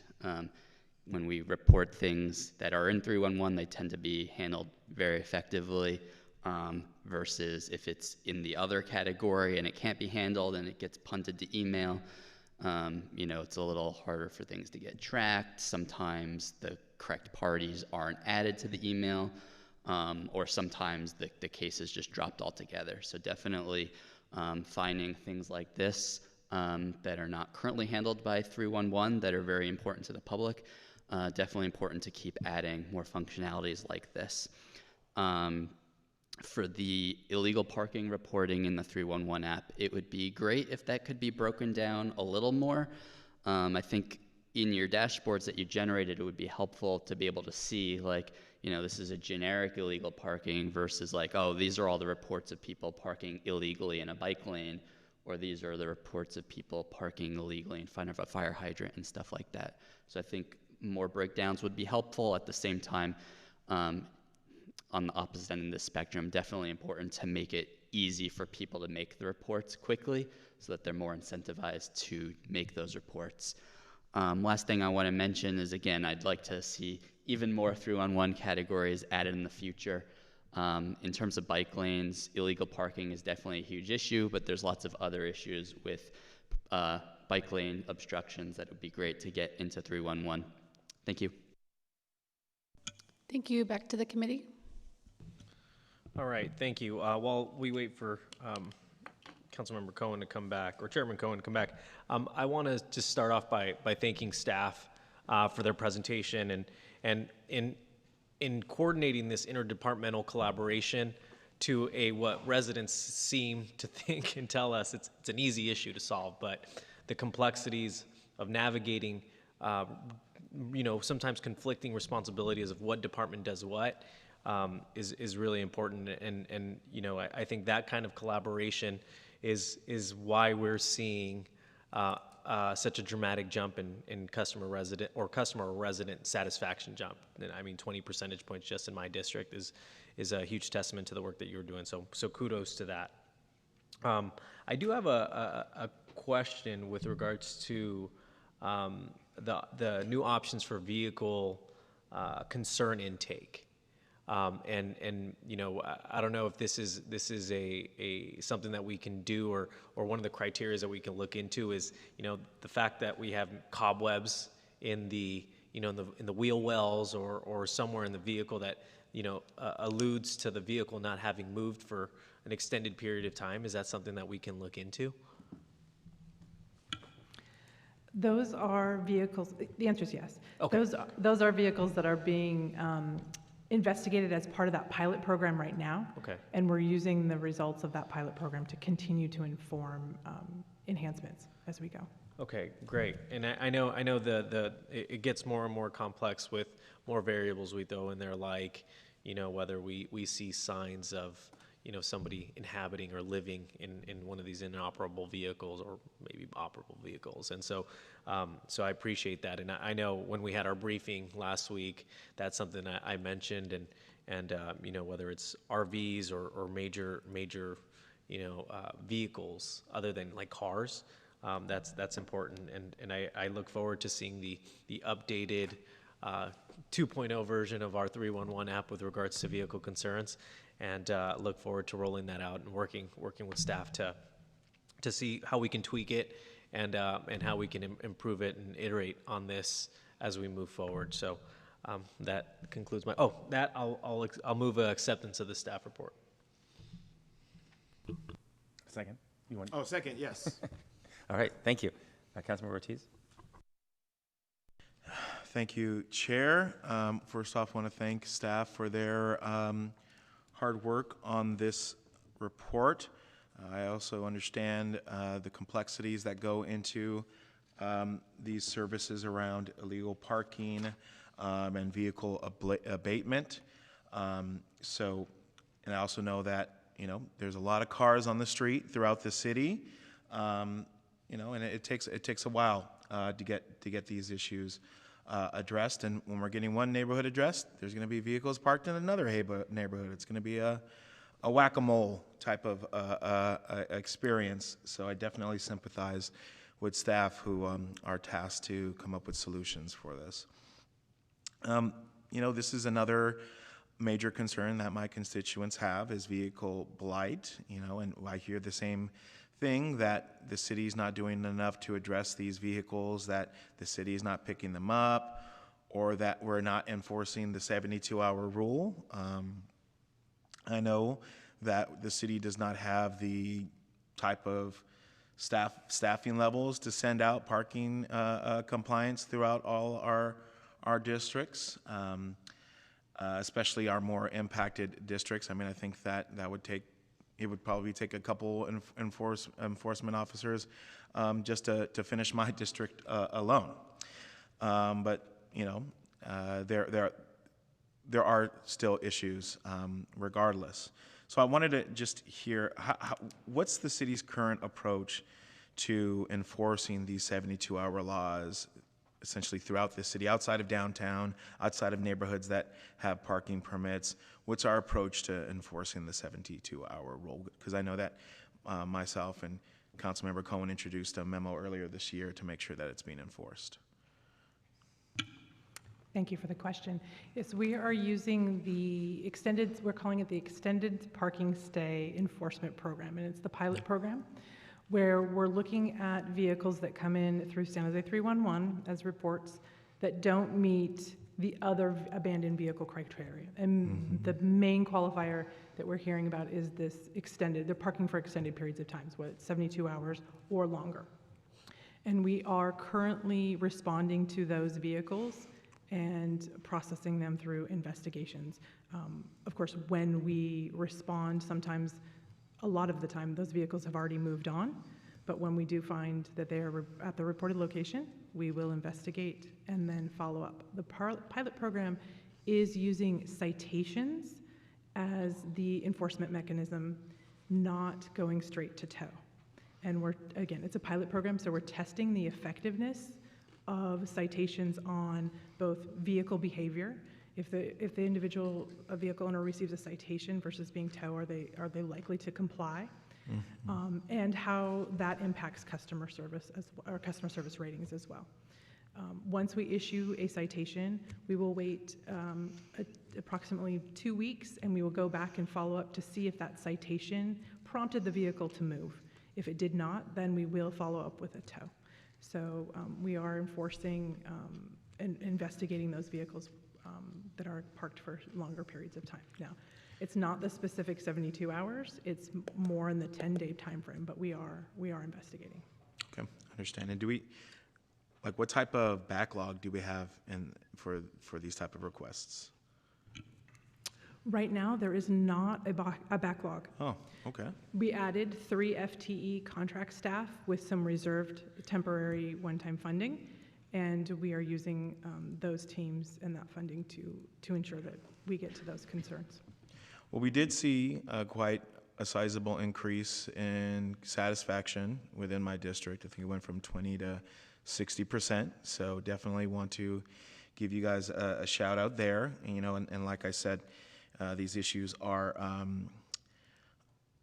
definitely complex. I saw mentioned in the memo, or at least my notes from the memo, that we will or should be reviewing, I believe the previous council introduced a memo on large vehicles, boats, and items like that, and that's also something that I see. We don't have parking at all anyway in the neighborhoods, and then people are parking, big vehicles on the streets. When do we plan to see that come back to the city council? That is planned to come back before council in January 30th meeting. Okay. Great. No, a lot of my constituents are interested in that conversation, so I really appreciate that. How do we, and then finally, I'm sure that, you may get a concern about an abandoned vehicle, right? You go and you request from an abandoned vehicle, and you go and you see that it's not necessarily abandoned, but it has been there longer than 72 hours. Like, if someone reports a vehicle into one of, the different complaints, are all factors investigated, or is it just, nope, that's not considered abandoned, and we don't look into the fact that car's been there for like a month or something like that? We are investigating all factors at this time. All right. Okay, thank you. I appreciate it. Thank you. I want to express my appreciation for all the work in this area. From the very beginning, at end of 3 years now for me, this has been a topic of big concern in our district and all the districts. And I definitely, it's not always true for issues like this, but definitely there's been improvement and an obvious movement to make this process better. So I just want to commend you for that. Clearly, we've moved the needle. Just seeing the satisfaction numbers going up as much as they did in the last couple of years is a tremendous accomplishment. So I want to thank you. Just a few quick questions. You said something about the number that had been investigated was 76%. I forget the exact percentage in that bar chart. Is there a time frame in which you are trying to do that investigation for when a report comes in? We are investigating 66% of the service requests that are coming in. And when they qualify for abandoned vehicle criteria in that program, we are trying to get out there in 3 to 5 days. We're a lot closer to 3 days than we are 5, but that's our range. For those not qualifying for the abandoned vehicle program, but are qualifying under the pilot program for that parking for extended periods of time, we are aiming for 10 to 14 days. Okay, great. And then you talk about how, I saw that little chart where you had proactive reports, reports through the app, and then number of investigations. The number of investigations was a subsection of, a subset of the total number of reports. What is the work that's done to screen it down to determine whether to do an investigation? So staff reviews every service request that comes in, and they look at the information provided by the reporting party, and they look at the pictures provided as well. If those two pieces of information identify that they meet one of the qualifiers, then it will be investigated. in the abandoned vehicle program with a response of 3 to 5 days. If it doesn't meet one of those qualifiers, they'll put it into the queue for the pilot program, and we will investigate at that point. Okay, so the percentage sorry, the percentage investigated, what is that number based on? What So total? the number that are coming in versus the number that we are sending officers out to look at. And the reason, technically, in my explanation, you're probably assuming it should be 100% if everything that comes in is technically being investigated. The reason is that time frame on that chart kind of overlapped into when we established the vehicle, or we increased the number of visits through hiring of new staff. So that is a slow rollout program, and we anticipate this next fiscal quarter that we will be really close to 100% of intake being investigated. So those first two boxes added together are the total intake, because one said proactive and the other said reported. So add those together, that's the total number. Probably better if the slide were on the screen. But anyway, that's the total number of intake. And so you are, at some point, you're getting to the 66% is now referring to that number of investigations is much higher than what's in that third box. Could we pull up the slide? I should open the slide myself so I can see what I'm talking about. I don't remember which slide number it is, but scroll down, it's further. Wrong presentation.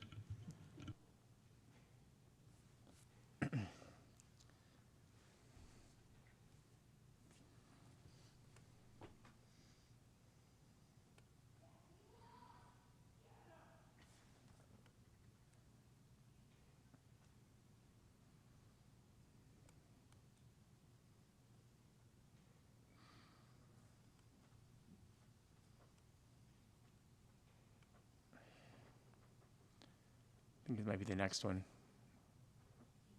Or one after, I don't know, little. One more, maybe? Other way? Oh, yeah. Yeah, so that chart, so the 13,000 investigations, there's a total of 29,000 reports and 13,000 were investigated. So that was before, and now you're doing more? So now that number, that 13,000 would be 2/3 of the total number of reports? So this slide shows the two programs running in parallel. So in the first across where it says 7,100 proactive patrols, those are not reports to San Jose 311. Those are our officers out doing those proactive patrols. So then the next block is 22,000 San Jose 311 service requests.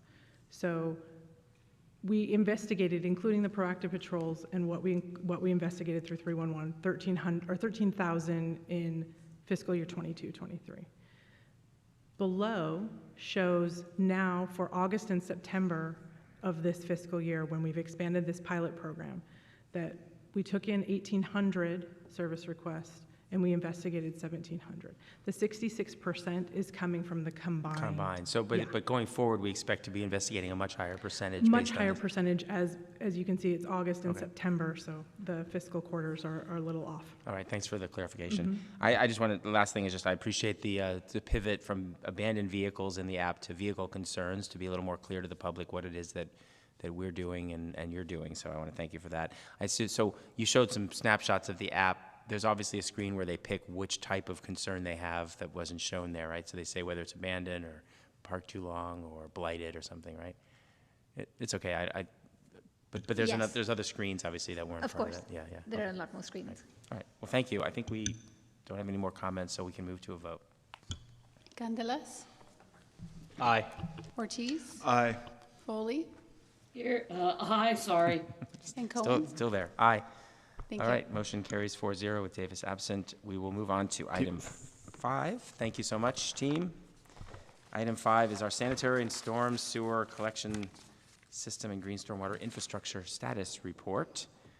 Norm is going to kick us off.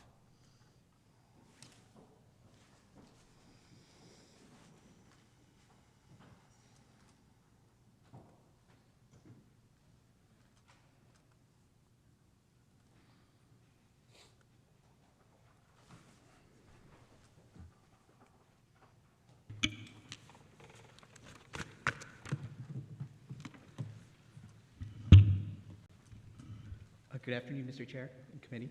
It's Norm Mascarenas, the Principal Engineer that oversees the Transportation Hydraulic Services Division. With me today are Jason Day and Titus Racelis. They're both section leads for the sanitary and storm sections, respectively. Today I'll be presenting the storm and sanitary collection system green stormwater infrastructure status report. For a quick overview, I'll be sharing the program goals, going over the short-term key results for Q1 and the plan for Q2, and then touching on some funding challenges, and then we'll highlight some achievements for both the sanitary and storm programs. So just to provide an overview of both the sanitary and storm systems, the sanitary sewer, the city of San Jose topography is such that both the sanitary and storm sewer systems flow from south to north. Unlike the city of San Francisco, we have a separate storm and sanitary sewer system, so it's not combined flows. In general, the sanitary sewer system collects sewer flows through a network of sewer lines ranging in sizes from 6-inch all the way up to 84-inch, and eventually make their way to the regional wastewater facility for treatment. On the other hand, the storm collects stormwater runoff and sends flows to our two major bodies of water, Coyote Creek and Guadalupe River, which eventually flow into the bay. So from the slide, you can see that the sanitary sewer system is approximately twice the size in linear miles of pipe compared to the storm system. Then the storm system, on the other hand, also has the greater number of pump stations. So where we don't have gravity solutions for the flow, pump stations are utilized on both systems.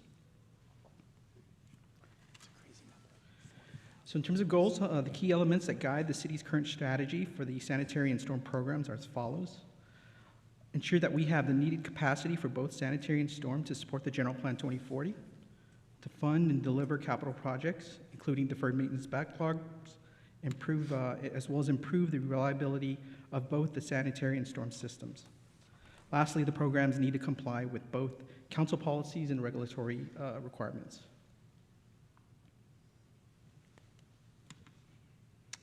So to recap, the short-term key results for Q1, the following was achieved. Staff was able to get the River Oaks Regional Stormwater Capture Project into construction. Consultants have been selected to assist with the identifying and quantifying of the storm program needs. So the Departments of Public Works, ESD, and DOT will still need to finalize the approach and implementation. So the polling for the stormwater ballot initiative has also been completed, as well as the analysis on the tax structure to fund the storm program shortfall. And then, but additional alternatives need to be considered for that.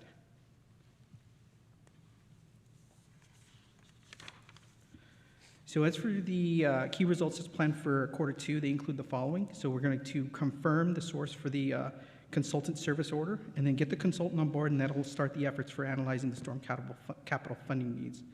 We also need to agree on the approach for the stormwater revenue.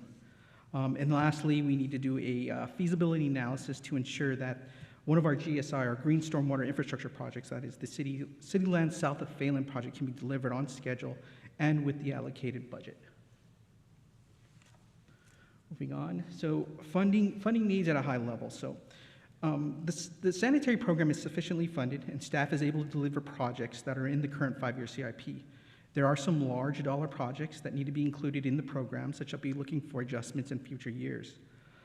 On the other hand, the storm program does not have a sustainable funding source.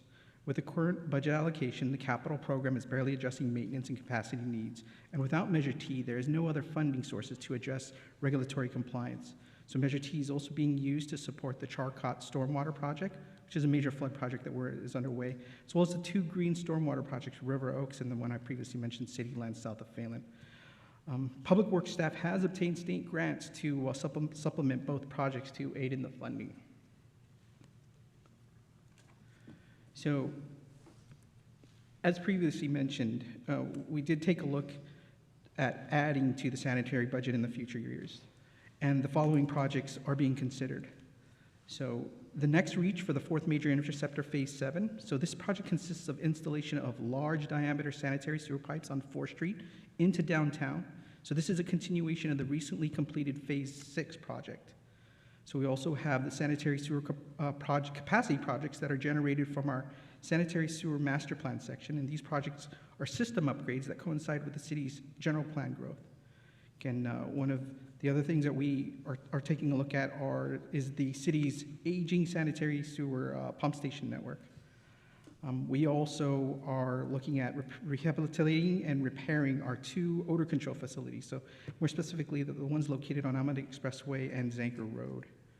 And lastly, we are anticipating improvements on the interceptor system as a result of the interceptor condition assessment program that we're initiating this fiscal year.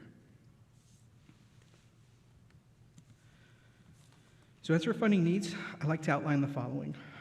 We are currently under the Baykeeper Consent Decree, and to be in regulatory compliance, we need to have projects designed and or in construction to meet the near-term consent decree requirements. So this means we need funding for projects. We do have a Public Works Storm Master Plan also that's completed a preliminary analysis and has given us a list of capacity projects, which we will be giving to the Storm Capital Group to build.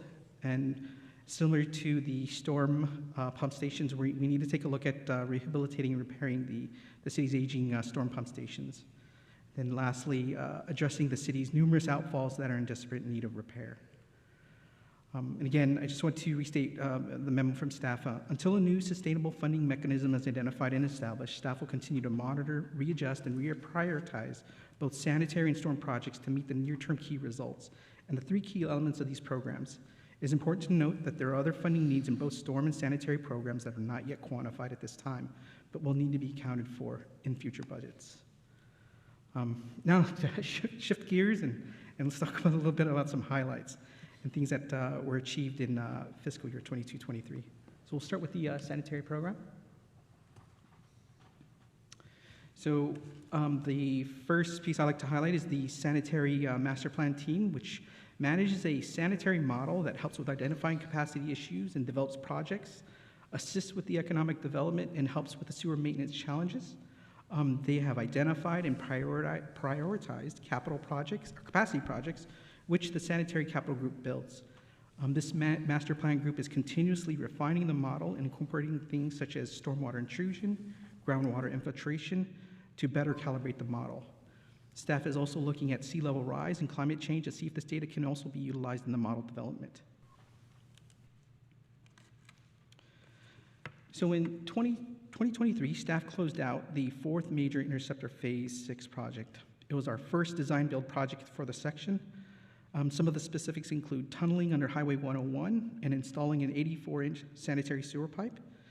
This is located where Zanker Road and 4th Street meet at Highway 101. I think that's near the Matrix and Bay 101 casinos. So the reason for this project was maintenance and system redundancy. Again, just wanted to highlight the amount of coordination and that was done with the business owners and residents that were affected by this large project. We're specifically on 4th Street.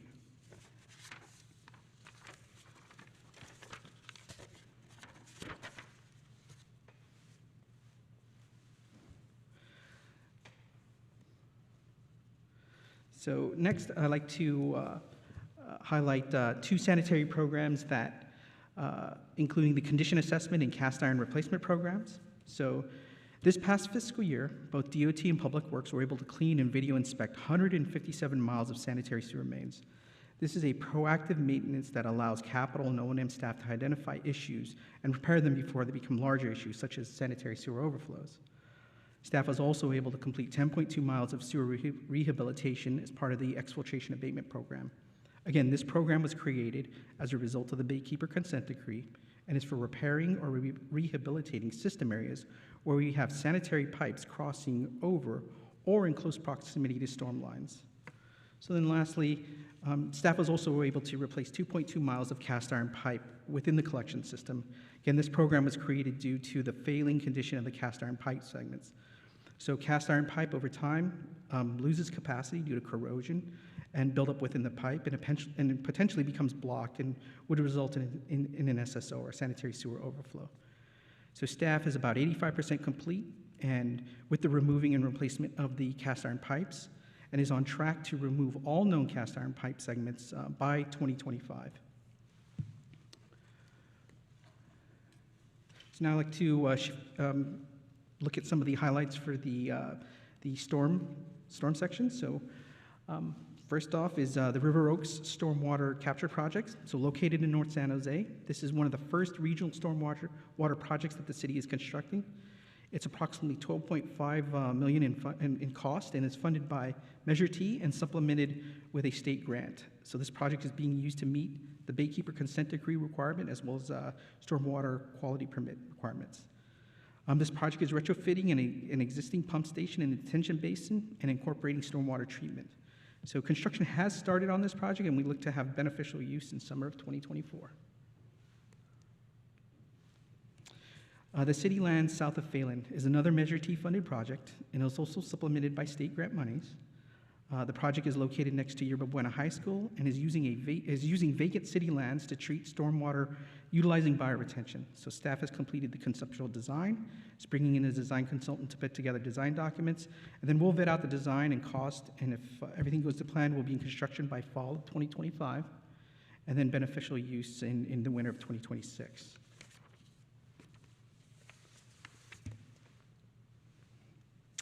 Moving on to the Charcot Storm Drain Improvement Project is another Measure T funded project, approximately $35 million in cost. And this flood project is essentially rerouting stormwater from the Coyote watershed to the Guadalupe watershed via Rincon 2 pump station. So this North San Jose project will address some capacity issues that we have, as well as resolve some flooding challenges that we've had in the area in the past. So this project will go to design next year, and we'll hopefully start construction in the summer of 2024.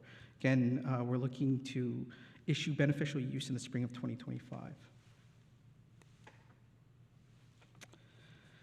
So on to the large trash capture projects, or LTCs. So they're being used to address the regional stormwater permit that mandates the trash load reduction. So these units essentially trap large debris and trash such that it can be removed and not discharged into our creeks and waterway. To date, we've installed 32 of these large devices in the city, and we're currently in construction in phase 7, so I believe there's 6 additional units that we're putting in there. So Public Works' staff is leveraging Caltrans funding for these devices, and we're currently in discussions with the possibility of a phase 7, or phase 8, I'm sorry. So again, similar to the master plan, the storm master plan teams manage a storm sewer model as well.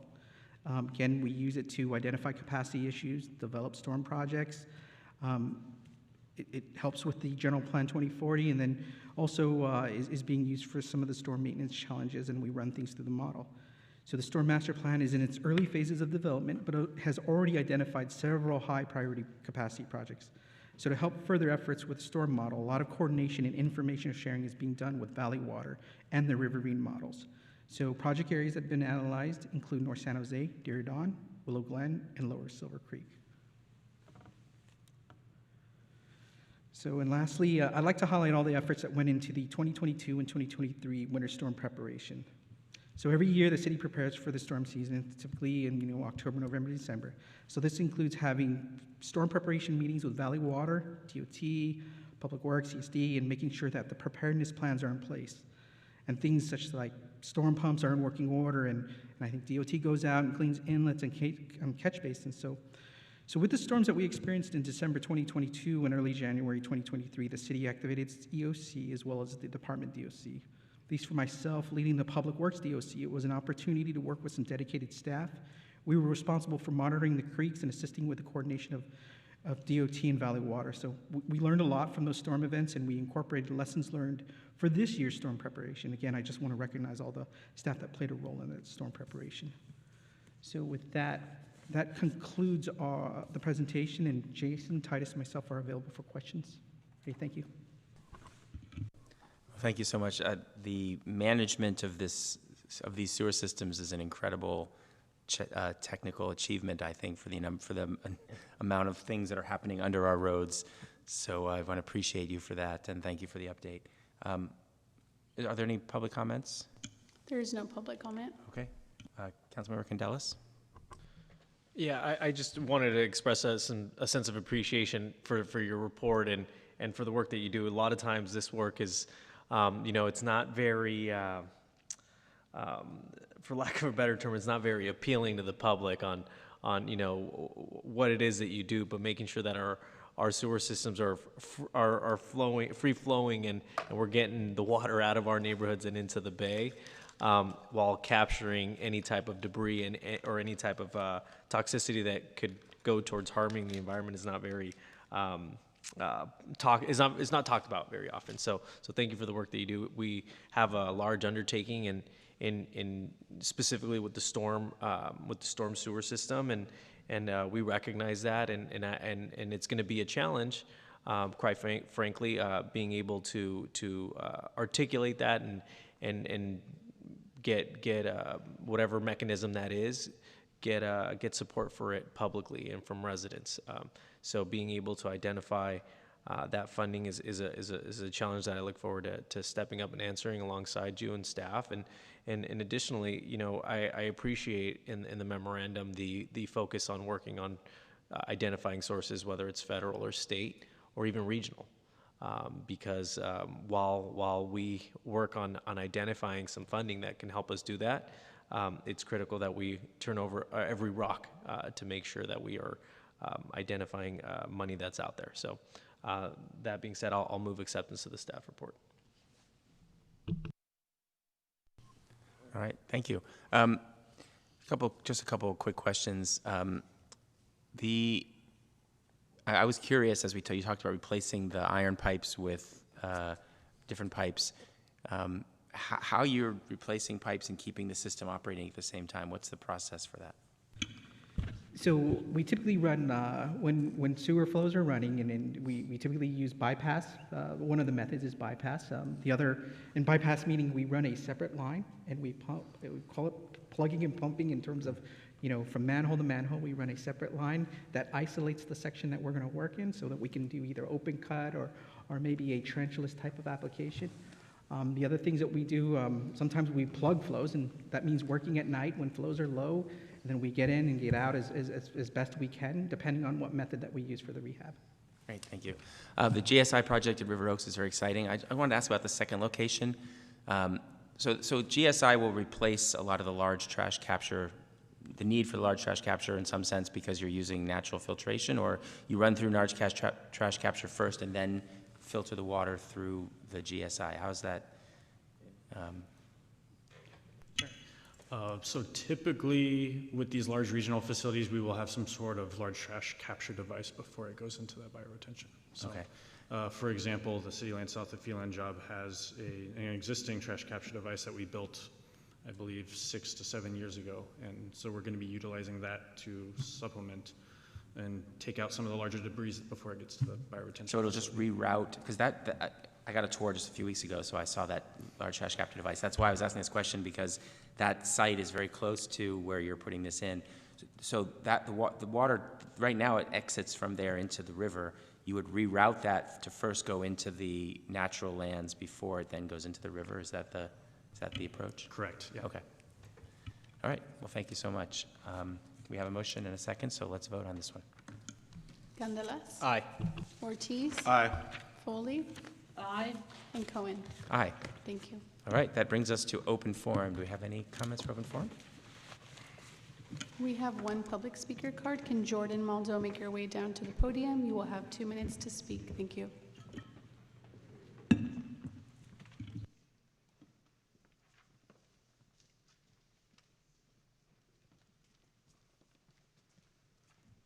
Jordan Moldau, District 3. In early November, there were a bunch of abatement notices that were posted in my neighborhood around the Japantown area. There were a bunch of things that I found problematic about the abatement notices, but as is relevant to environment, these notices were stapled to street trees.